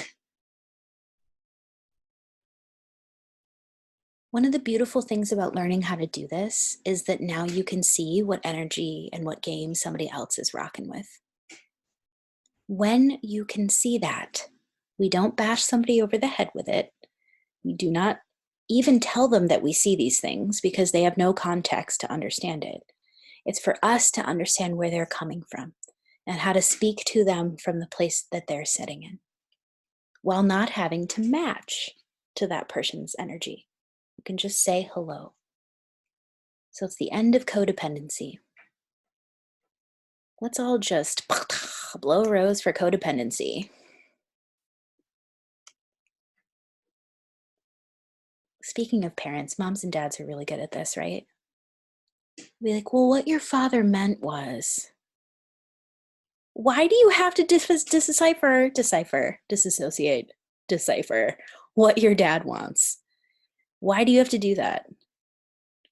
I do that. Yep. So blow some energy up around the codependency in communication.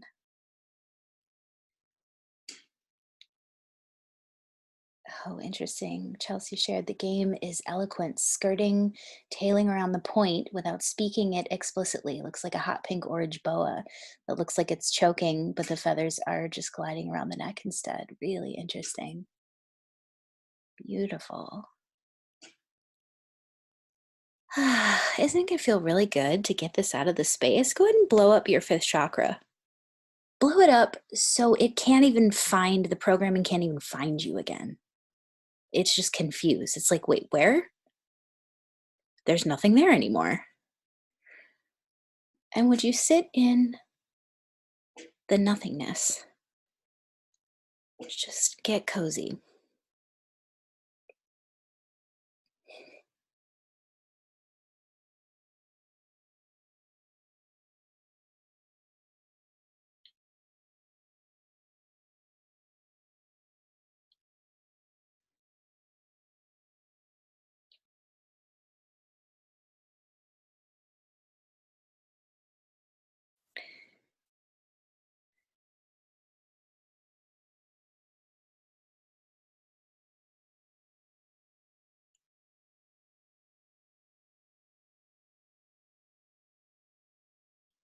I cannot wait to hear the stories this week on this one.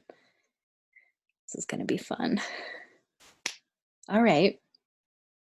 So, would you pick the highest health color for your fifth chakra?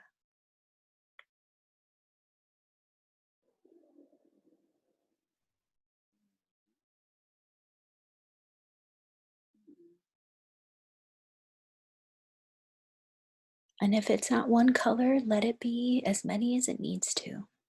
But would you begin to fill in with you? Fill in with health in its highest form.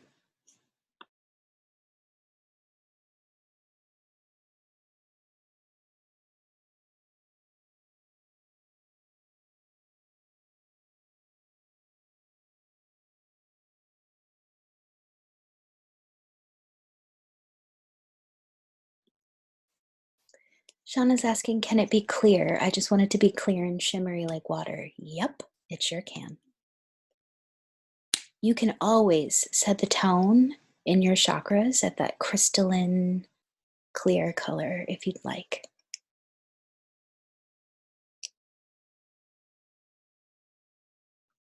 Good question.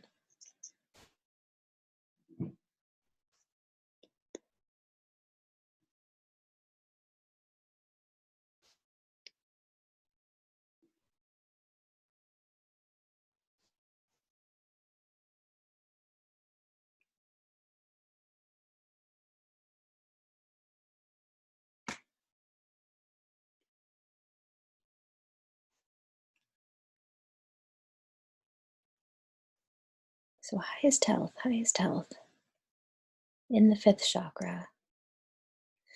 Let that brand new fifth chakra open, spin, move.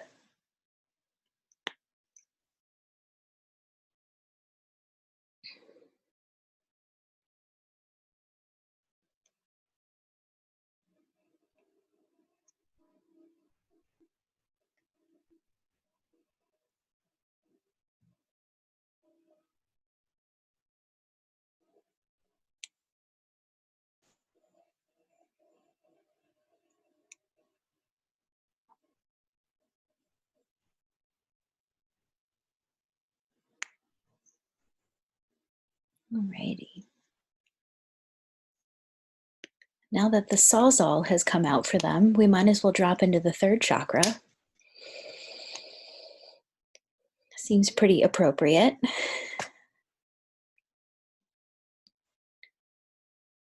So would you say hello to your third chakra right there in your solar plexus? And from the center of your head, the seat of your imagination, would you say hello to the vibe in the third?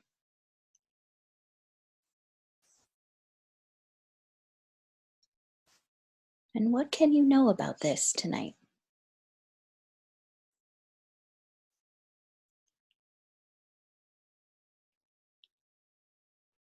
What kind of information is there for you to be with?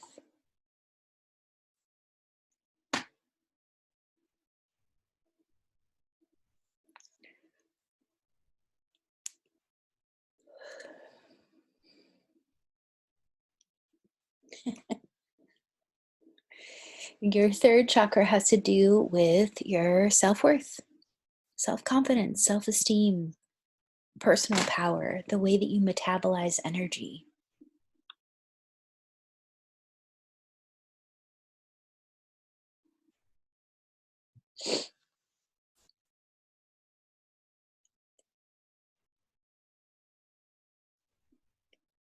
This is another good one to let it know that you trust the process. Let your third know that you trust the process, its process.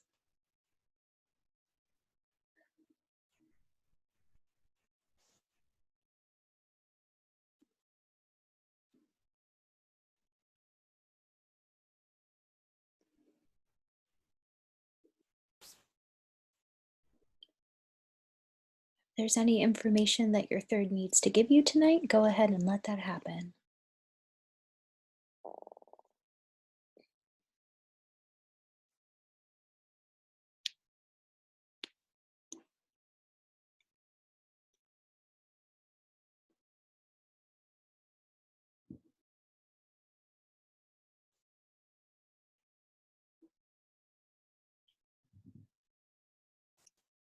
Beautiful job.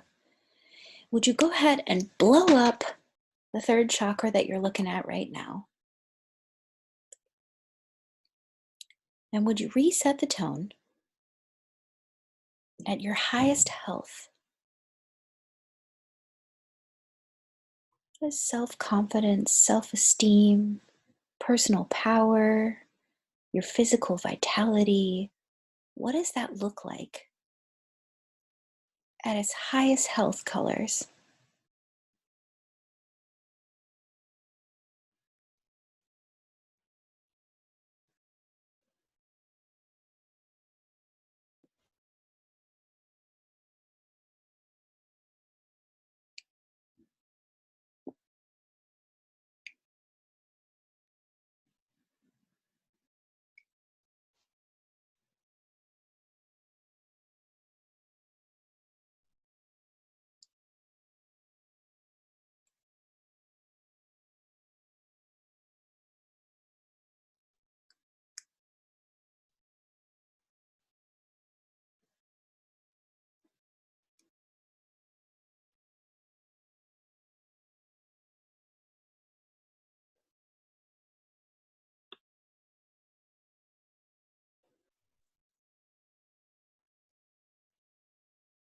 You let that color spin and move through your third,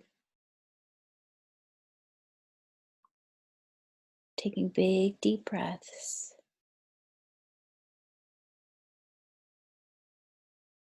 There's only one more to do now. So anything else left in the third that needs to be said hello to from you, honored by you, seen by you, loved by you,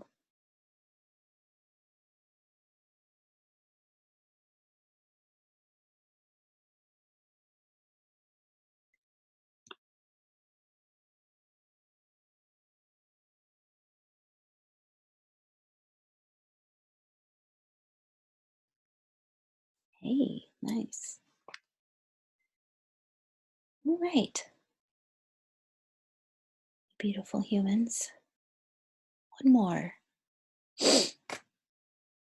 That center point, that unification between the upper and the lower chakras, that place of identity, ego, love, desire, direction, pathway, alignment,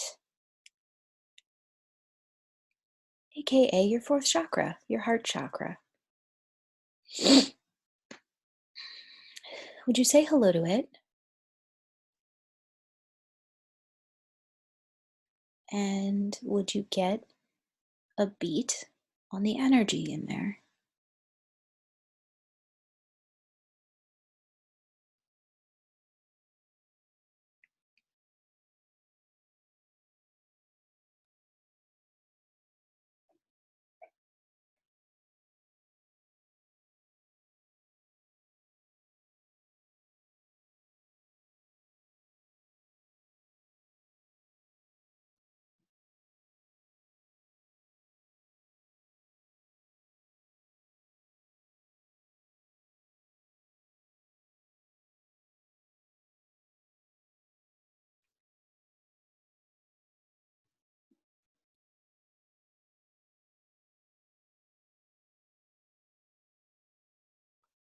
So, what does the highest health look like?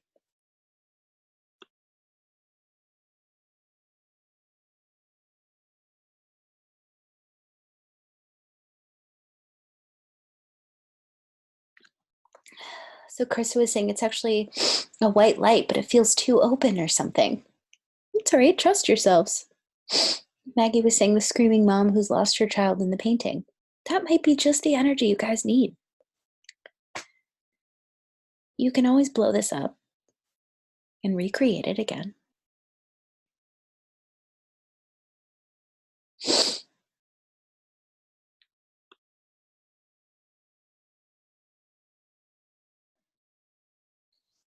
You get to set the tone as to what your self esteem, self confidence, and personal power looks like.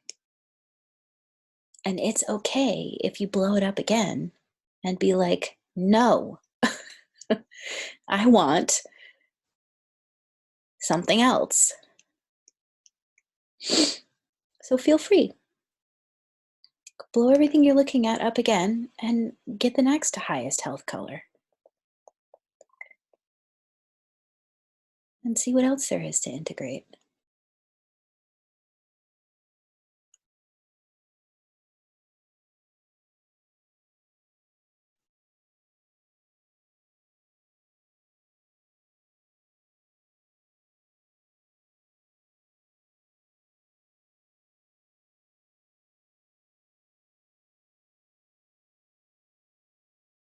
So, in the fourth, where we have our ego structure, our personality, this is another good one to be like, hey, I might not understand you, and I might not even like everything that's going on in here, but I trust the process.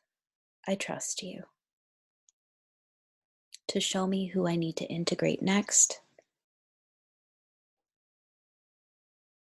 to show me who I am.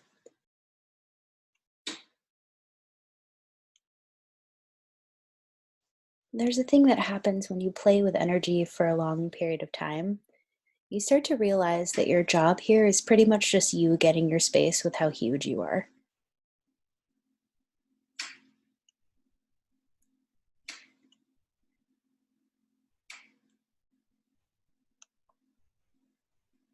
And what a big deal you are. How many layers and facets you have. So blow up the fourth. All of your connection to what you think you are, what you know yourself to be, what you want to be, what you aren't. All of the projections and judgments and ways that your personality was a quote unquote problem.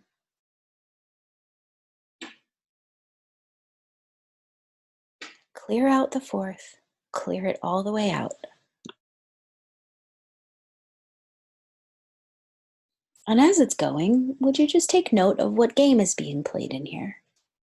What's the game going on in your fourth chakra now?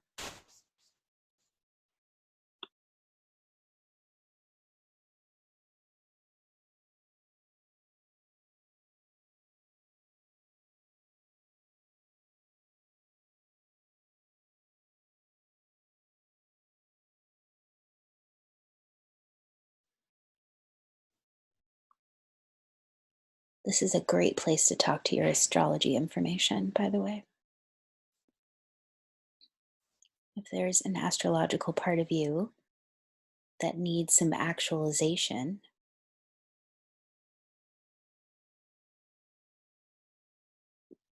like Maggie just lit up, is people pleasing, is the game, sun sign Libra style. Mm.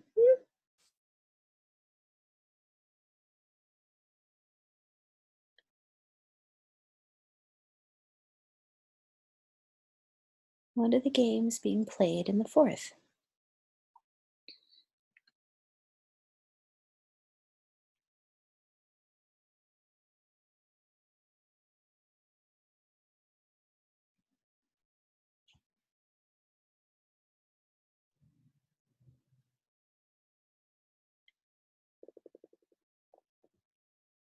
Beautiful.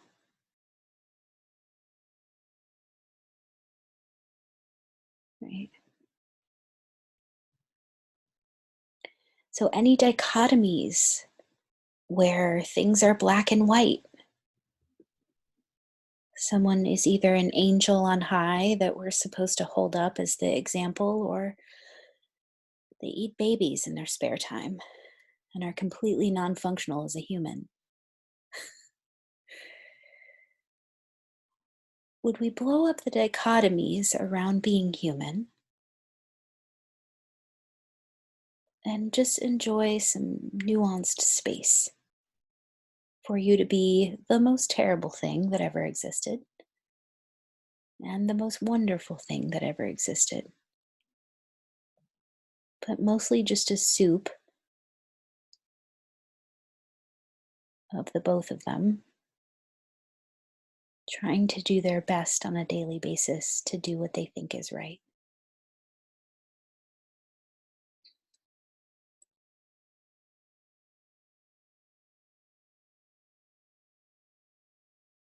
And with this space you created by continuously blowing up your fourth chakra, can you allow yourself to embrace all of it?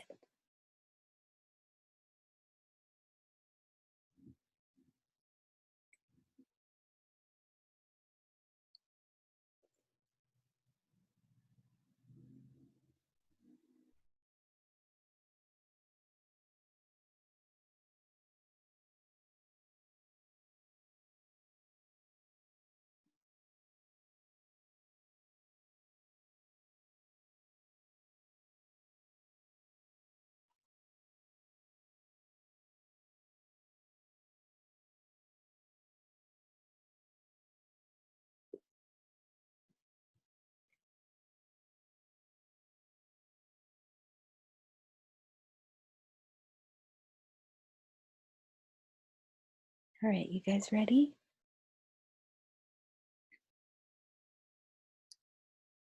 Yeah.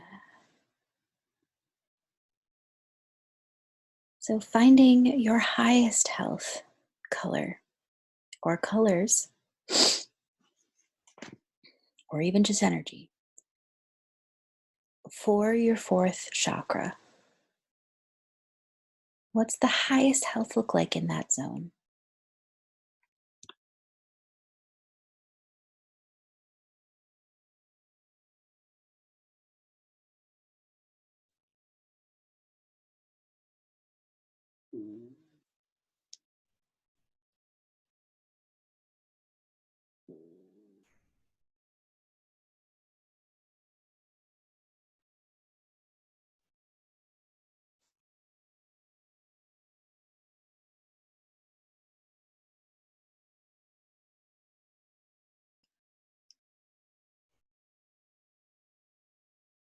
And feel free to keep blowing it up until you find something that works for you.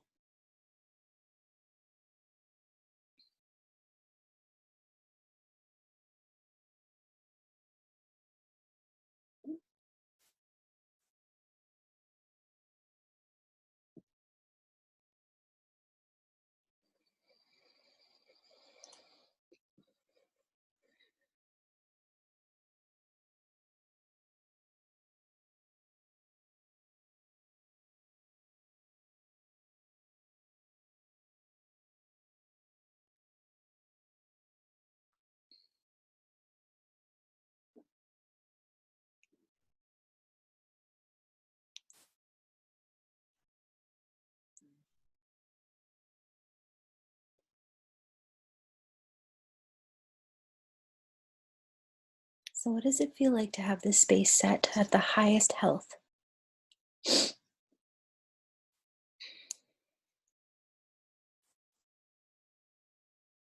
It might be shocking, might be something you didn't expect, might feel totally wrong.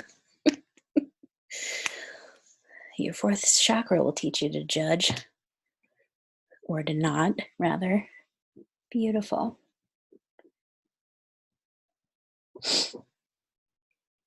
All right. whenever you're ready, taking your time, letting your body know you're going to be coming back into the class space, stretching, moving, breathing, screaming, whatever you got to do.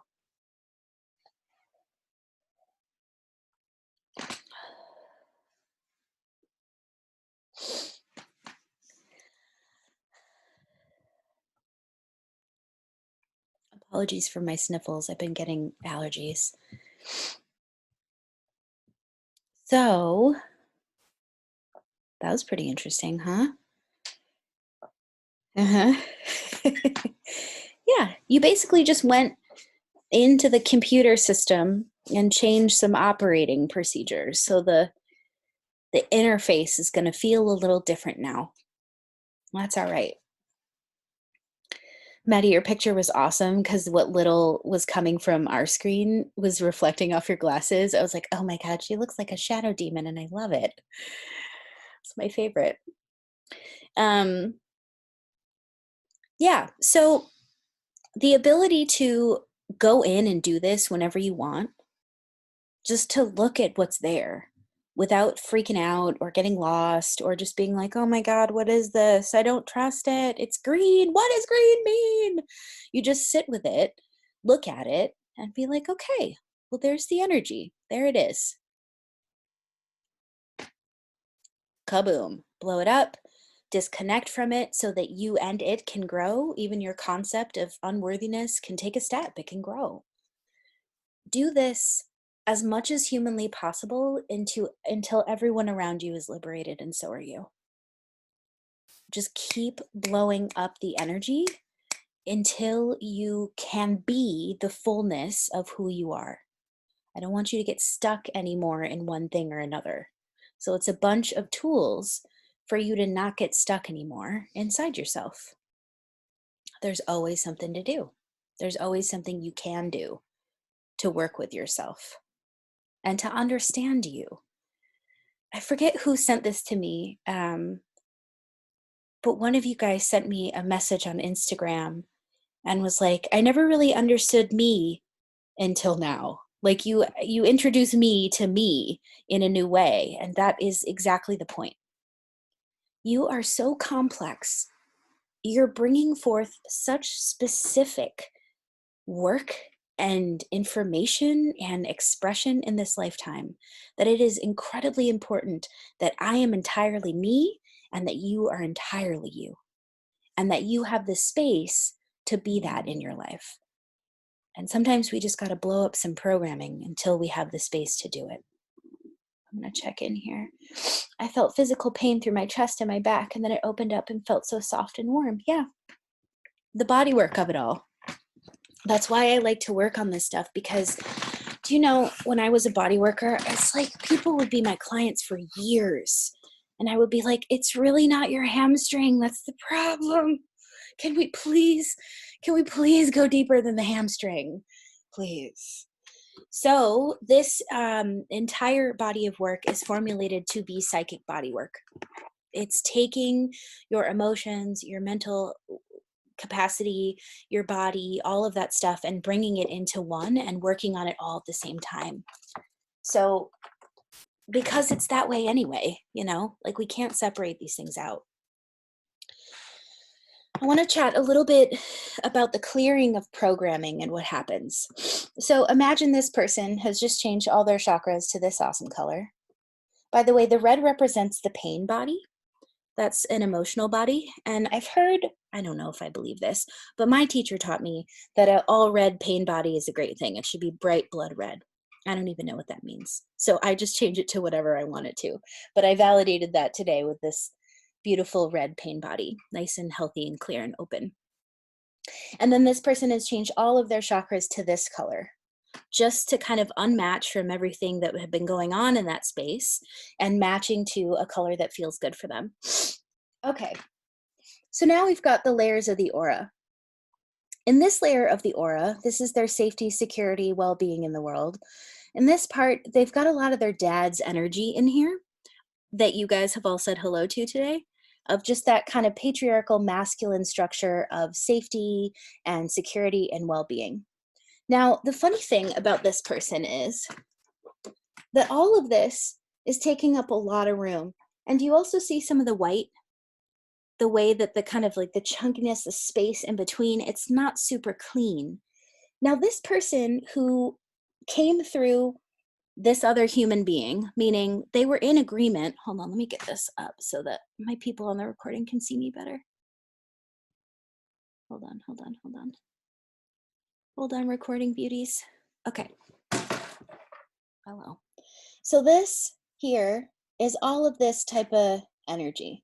This person, because we have a match with our families as to what we want to experience and how we want to do things, this person's energy is actually more like this color. So it's real close. This is their highest health vibration. This is kind of what they wanted to focus on in this lifetime. But their dad's color and that patriarchal color and all this stuff they learned about safety and security is kind of this like corporate blue. So this person's going to be a little confused. They'll be like, why doesn't this work? Well, when you go in and you actually start working with color, what you're actually doing is going like this. Oh, this color doesn't work for me. This has too much of a control structure in it. It feels too heavy for me. And you start to go like this. Every time you do your psychic work, you do a little of that. And then this happens.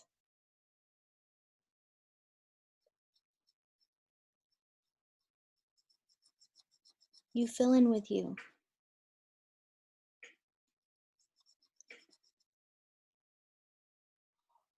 And you see how there's not a lot of white in that space now. It's nice and filled in.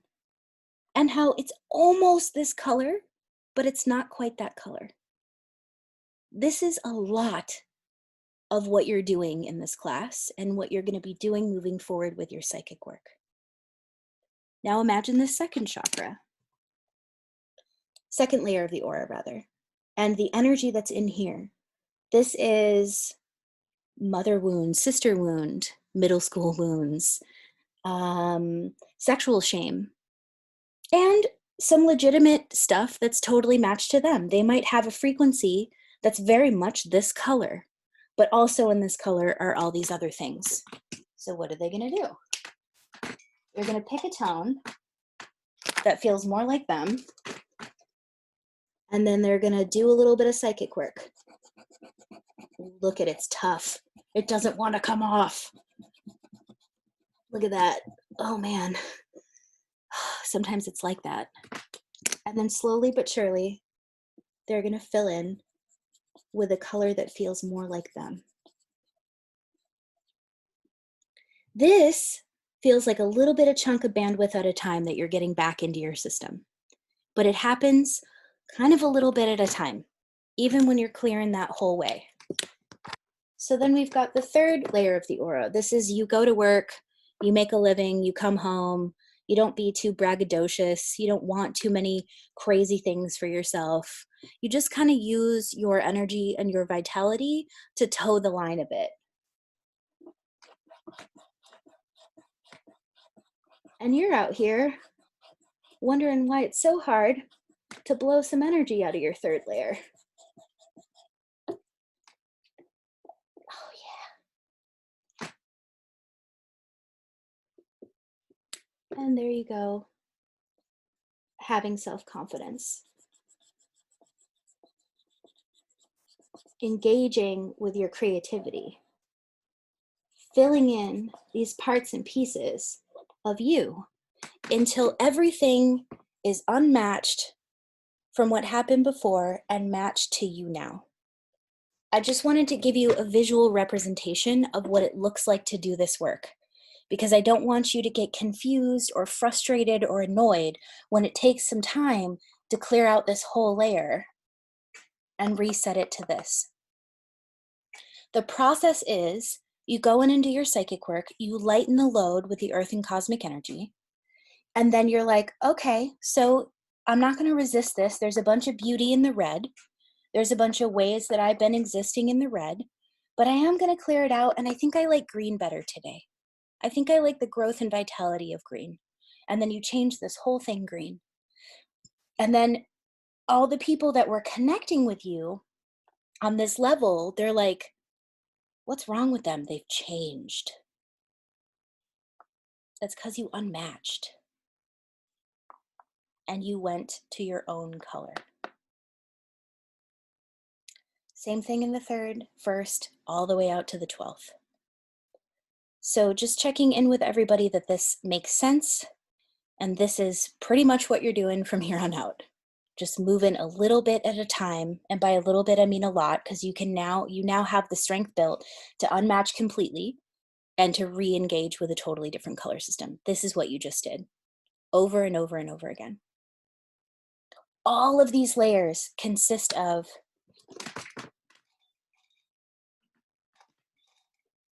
I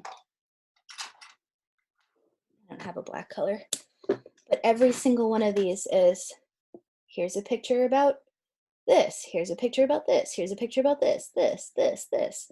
So as you reset the entire tone here, you disengage from all the ways in which you thought you needed to deal with your vitality, your self-worth, your self-esteem, this memory from your aunt doing whatever 3 decades back, this memory from whatever. All of this stuff can clear out all in one go when you work with color. It's a quicker way to work than going picture by picture. Although when you're there, your job then becomes, oh my God, hello. This energy that needs to say hello today. Let me be with this. Let me be the main spirit guide to this human experience and be with this thing from my ancestors from years and years ago. Let me blow it up so that nobody has to go through this.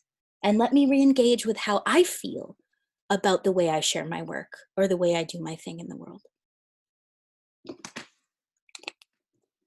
People are saying things.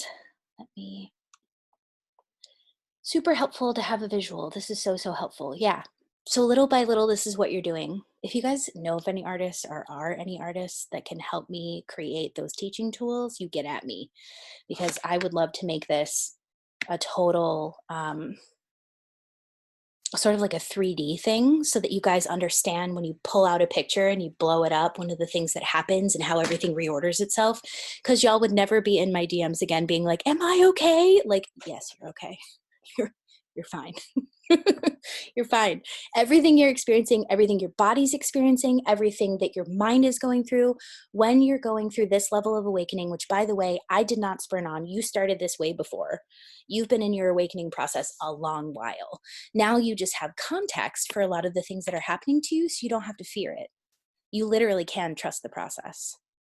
So like sometimes when you erase this part, this is your third layer, your kidneys freak out because your kidneys were entirely matched to capitalism. So when you go like this and you fill them in on the new thing, they might be like, you know what I need to clear? A total hot, sexy UTI. That's what I need to clear. So you trust the process and you're like, oh, fuck, I have a UTI. This does not mean you're sliding backwards into some neverland of horribleness. This means that your body's letting go of the frequency. This is happening every time. You just haven't trusted it up until now. Capishathon? We get this now? We're never blaming our body. We don't have to be confused again. We don't have to be like, why is this happening? Am I not moving forward? No, that's not possible. Anytime you go back to review an old situation, you just come right back to this and you get to be like, oh, there must be another layer. Let me just go ahead and move that out. Don't want that color anymore. Don't want that vibe. You do enough of these and you're going to start to feel really free. But do you see how long it takes you to really go through the process? It takes a long time because it's thorough, is it not? Especially if you're being asked to teach.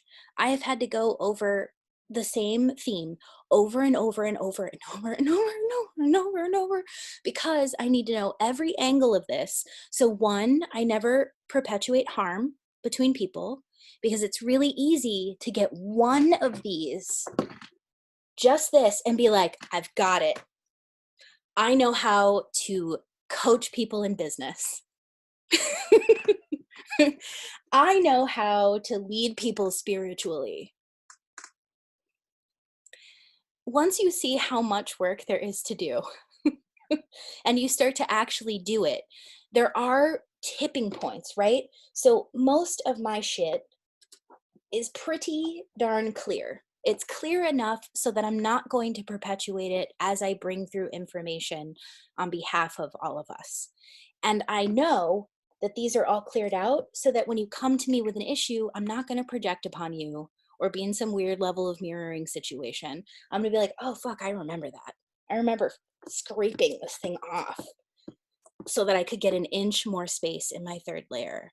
I have compassion for that. I know how hard that is. And I know, because I've gone over it 10,000 times, exactly all the ways that my shadow selves light up, exactly all the things that my brain tries to do to get me out of focusing on it, exactly everything about it, so that as somebody goes through it, I'm like, ooh, I recognize this. And when I'm sitting in session with you guys, that's where I can really tell. I'm like, oh yeah, okay. Okay, I know what question to ask here for them. I know which way to go into that space. So this will make you really good at being able to communicate with other people. And we're in Gemini season. Is it not about that? Repairing communication. Okay. Meg, I have a friend who's a professional animator. Thank you. Yeah, the visual makes me feel more about the frustration that certain things like I feel like they're taking too long. Yeah, it'll help. Do you have your physical body needs breaks from the work? I feel headache, mood swings, quiet introversion, et cetera, after the work. Yeah, totally. Whatever thing your body's communicating to you, whatever thing your body needs, like Eric and I were talking about this before class. I used to not be able to see anybody the day of class. I was like in the zone. I was freaked out. I was like, okay, I was figuring out how to like land everybody's energy that was going to be in the thing. Now I can handle a bunch of people and just be like, okay, let's party, let's do this. So yeah, you'll need different things at different times, but whatever the thing you need after class to integrate, just do it. Honestly, the medicinal is not the problem. And whatever you're utilizing to help yourself feel safe and grounded and integrated, just do it. Give yourself that. My kidneys have been aching during this quarantine, totally stealing Capishathon. Thanks. Oh my God, I've been yawning nonstop since blowing up the fifth. Yeah, so the yawning, other psychics will recognize this. The yawning is honestly what's physiologically happening when you're yawning. You're bringing oxygen into your brain, which tells me your brain just let go of some energy in the way that it moves the energy and left space open, and now you're oxygenating that space. I mean, that's some crazy conjecture, but I think that's what's happening. I had serious hiccup fit after grounding and earthing my fourth chakra earlier today. It was intense. Yeah, the body. I can't stop yawning either. Random thought, do you find people's shadows with their descendant energy? Oh yeah. Meaning like astrologically or just the kind of the downbeat? The downbeat's a total yes. So Meg said, could the yawning mean that you're releasing the need to mirror? Yeah. Yeah. Mirror the descent energy. It does. Oftentimes. Until you start leading, and then it's really on the upswing too. Anytime you're expanding, you'll see it as well. Yeah, anytime you really start to lead your life, and I don't mean leading like this, I mean leading your life. So if you start really requiring autonomy and seniority and leading your life path, you'll notice a bunch of shadows up there too. But it is most closely associated with the downbeat into the depression cycle.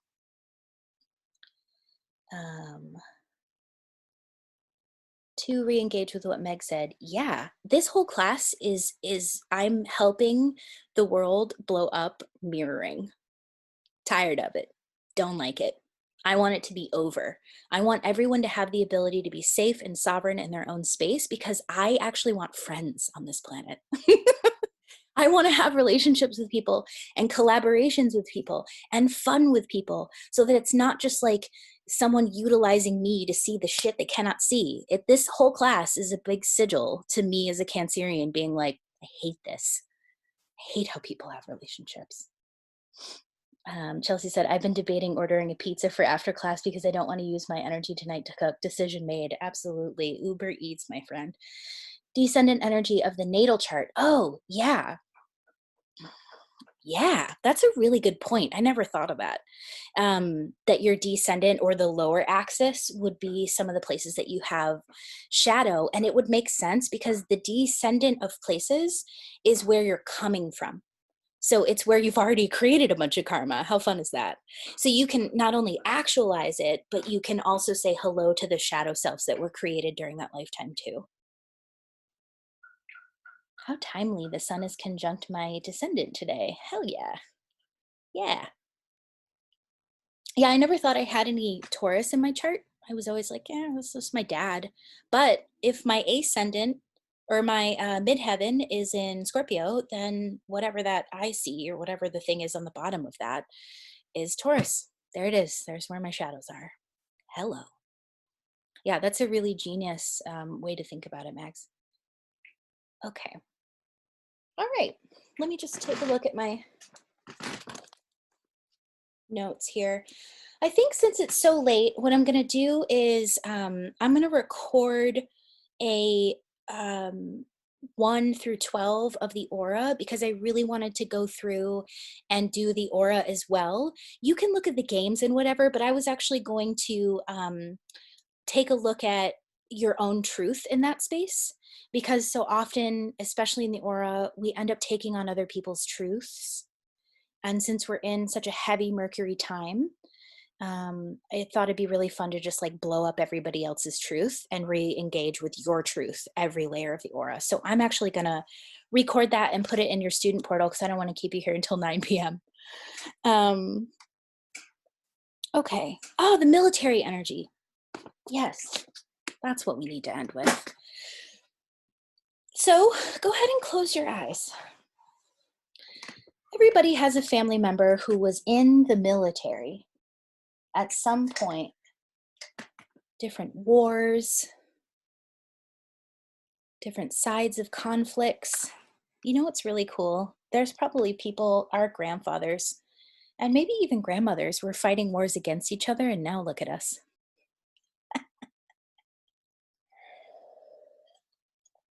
The tolerance and unity cannot be stopped.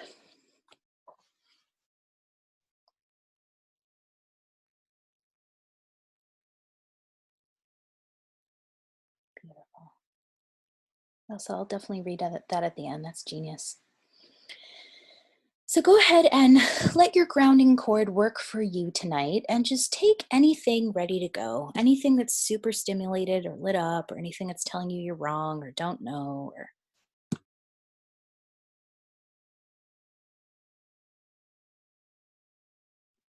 any ghosts of your great grandfathers.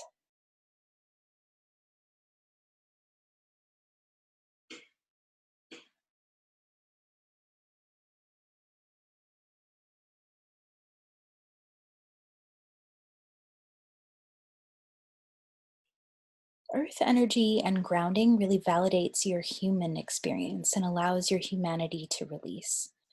Wars are a very lower chakra, third chakra to be exact, power dynamics.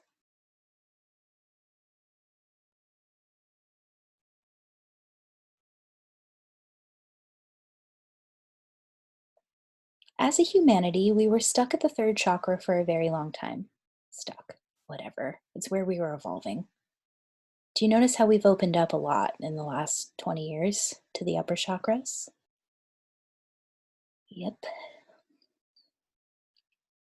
Would you let that cosmic energy, upper chakra, spirit based energy, come streaming down into the lower chakras?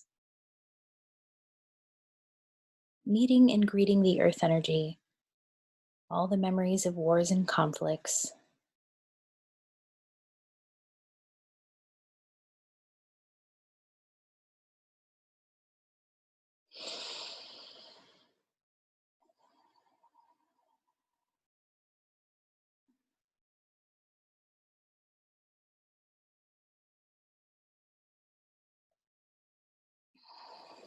And in your mind's eye, or whatever way feels good to you, you're the psychic here. Would you say hello to the ancestry of yours that has participated in and perpetuated wars?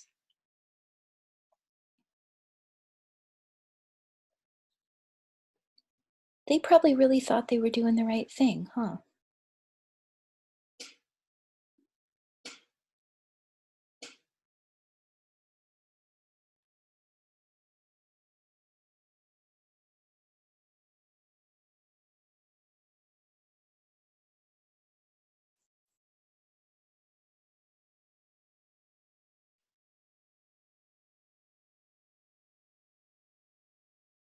If they end up coming to actually visit with you, would you ask them anything that you'd like to know? If you have anger at them, by all means,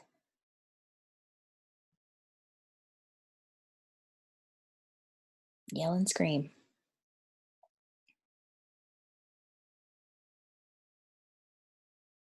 What I mean to say is, whatever experience you're having of this, would you let yourself have it?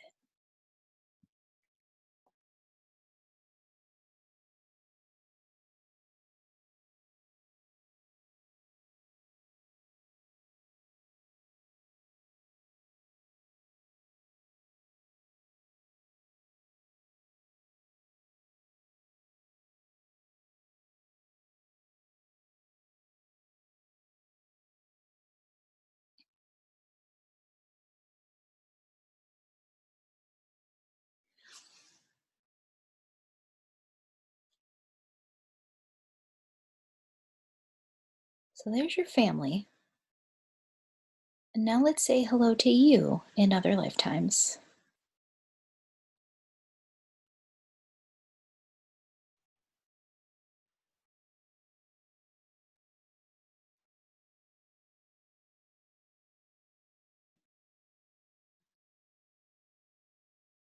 You're going to need neutrality for this, my love.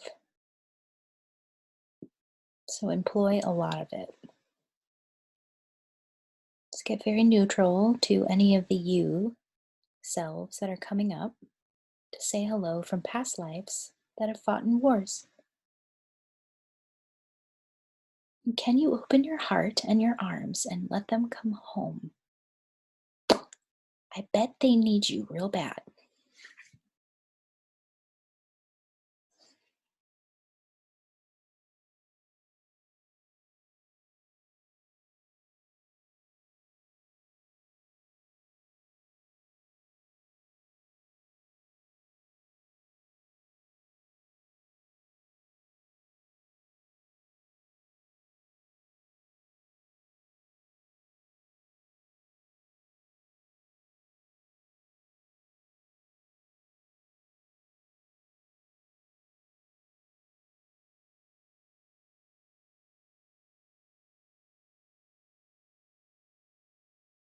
Beautiful job, you guys.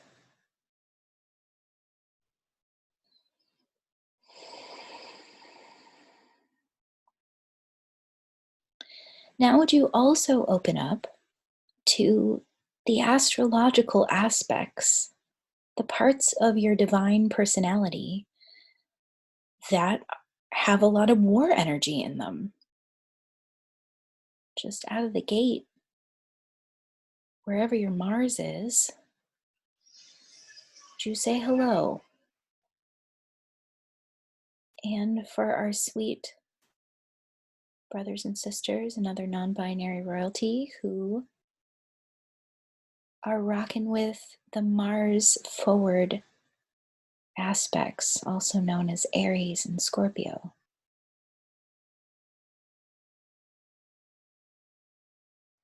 Would you send a lot of love to the people who are working with that archetype and a lot of love to the aspects of you in your chart that are working with that archetype?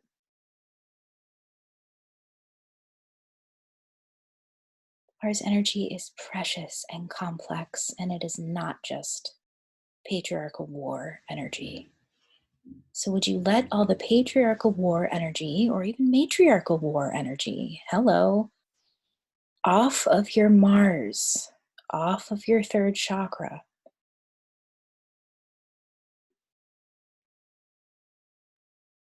off of your Aries and Scorpio aspects?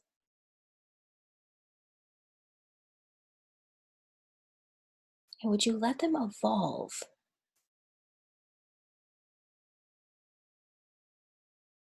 Let your ancestors evolve through you.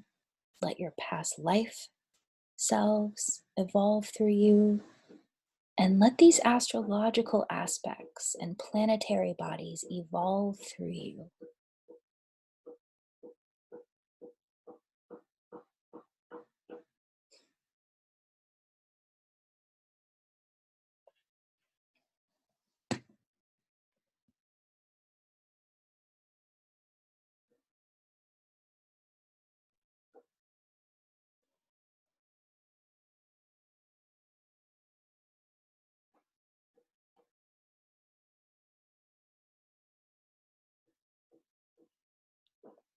Now, would you take a big old bubble and would you let this bubble float around the planet to all the places where there's wars and conflicts?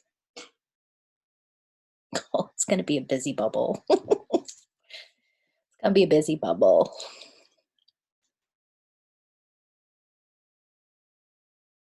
Let it collect up all of the dissonance. And would you notice how at the core of it, that's a third chakra thing. What's the sister or sibling chakra? The fifth, communication. Let all the miscommunication that got us to the wars,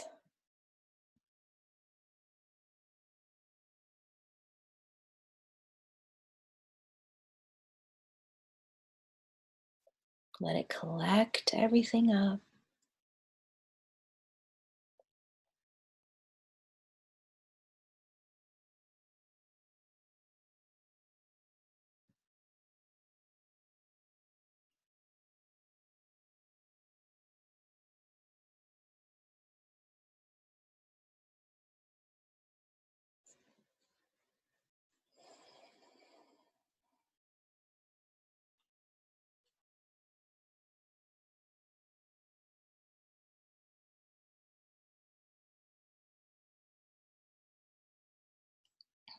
Wherever your bubble is, would you allow it to stop over the United States of America? Give her a little love. She needs it. Let the bubble collect up everything that the Americas are going through right now, especially if you're here.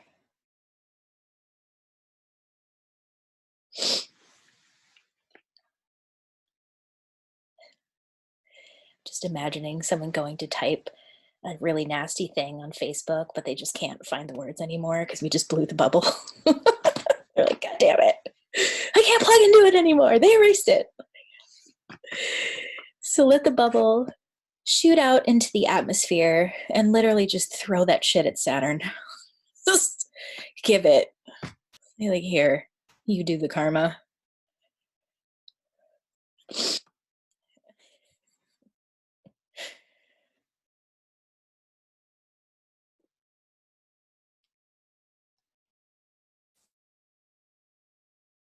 But really, just let it come out of your own energy and let it come off this planet a little bit.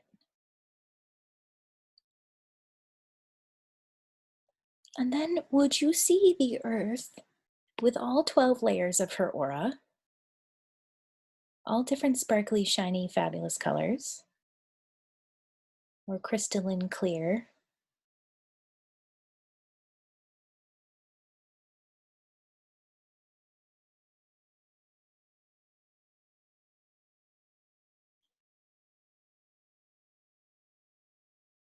And then, one more thing in your mind's eye, would you create, speaking of crystalline, a crystalline golden sun, massive, huge gold sun, filled with unconditional love and forgiveness. And would you let this sun, same as the other one, go around the planet, fill up, fill in any places where wars and conflicts exist? And would you see all of the land masses just light up in gold?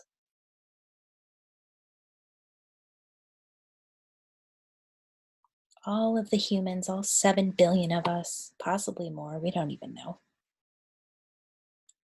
filled up with gold,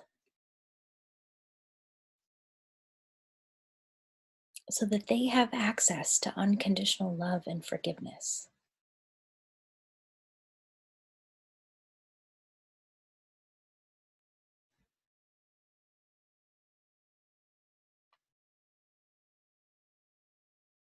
Can see somebody in Japan right now going to make themselves wrong and being like, wait, what? I normally flog myself that way. What the hell?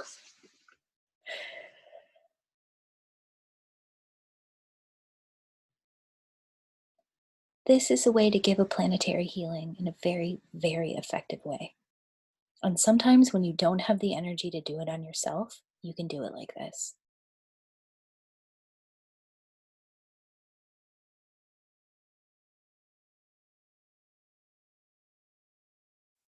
So whenever you feel ready, now that you all look like little Buddhas, come on back into the class space, nice and slow.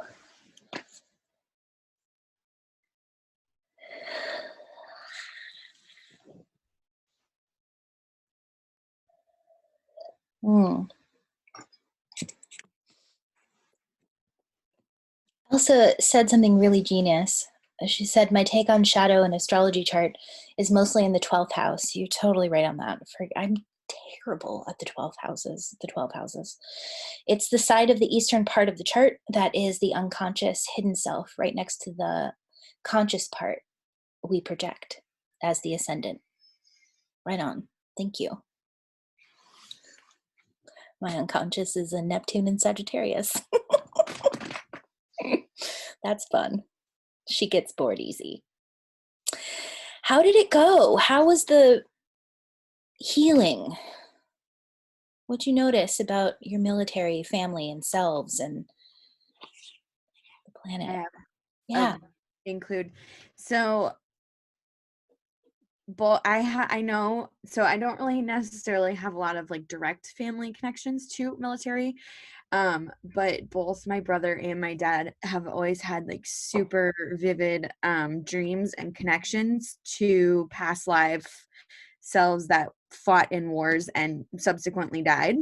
And that was like, whoa, just like, and I wasn't even thinking about it. It just showed up and I was like, okay, let's go. It made me kind of like anxious and antsy at first, and then I just breathed through it and I was like, all right, get out of here. Hell yeah. I love that. When you open up the space, all of your own information can come forward. Mm-hmm. Well done. Yeah, when you let the war out of a body, especially out of a third chakra, you can metabolize energy so much faster. Third chakras are a really great place to end the codependency, where you're powering other people's energy frequencies, including jobs and different things, which doesn't mean you need to quit them or leave your family. It's just a matter of being like, oh, I see this energy, not just run the energy. That's really beautiful. Mary added, it was really emotional for the family and ancestry, as many were in the military, just holding so much love and pain from them. Yeah. You know, I think you guys have all heard the World War II stories where they came home and they just didn't talk about it. And then they made babies with that sperm. Can't you just feel that in your bones? Like, thanks, Grandpa. It was really about, okay. Also, I live near a Navy base. They were playing taps and had cannon fire to end the day, and we were doing this. Seemed fitting. Fuck yeah. Oh, I've got some more notes here. Oh no, somebody else. Okay. All right. So you've reset the tone. You've healed the world. You've healed your past ancestry. Do we have anything else to do? We good? We've only got half a class. 20 of them are like, I can't do it today. I can't do it. So well done making it. 16 of us, 18 of us made it all the way through. All right, so let's blow this pop stand. Go ahead and close your eyes one more time. Would you see a big fluffy rose, any color you want? Just big, juicy, fluffy rose, all fluffy and juicy. And let it collect up all of the energy from class. All the things that did and didn't make sense, things that did and didn't get said, people that were or won't hear. I have no fifth chakra. Let it collect up. Let it collect up all the energy from the whole class and really the whole class series. And would you blow it up? Not because you don't like us, but because you get to be number one in your space. So what's the color of you being numero uno? The head chief, the boss in charge.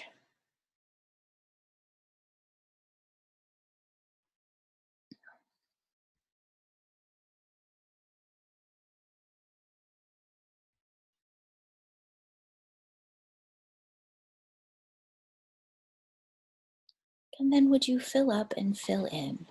Be really generous with yourself. Take a big long drink of this energy. Imagine all of your chakras like little cups. Fill up the cups. All of your organ systems.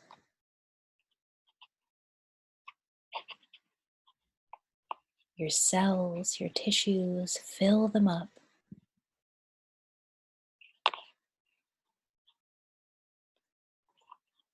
Taking some big, deep breaths.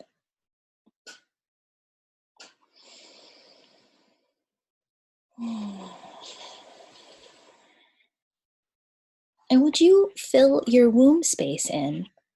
Because we're about to have a party down there next week. It's gonna be fun. You're all just lucky it's not Cancerian season. It'd be like a 14-hour class. Join me for the 14-hour Cancerian class on the womb space. All right, and whenever you're ready, just blow a few roses for fun, blow a few bubbles, blow a few somethings, just for fun. Just to make a little bit of extra space. And when you're done, that's that.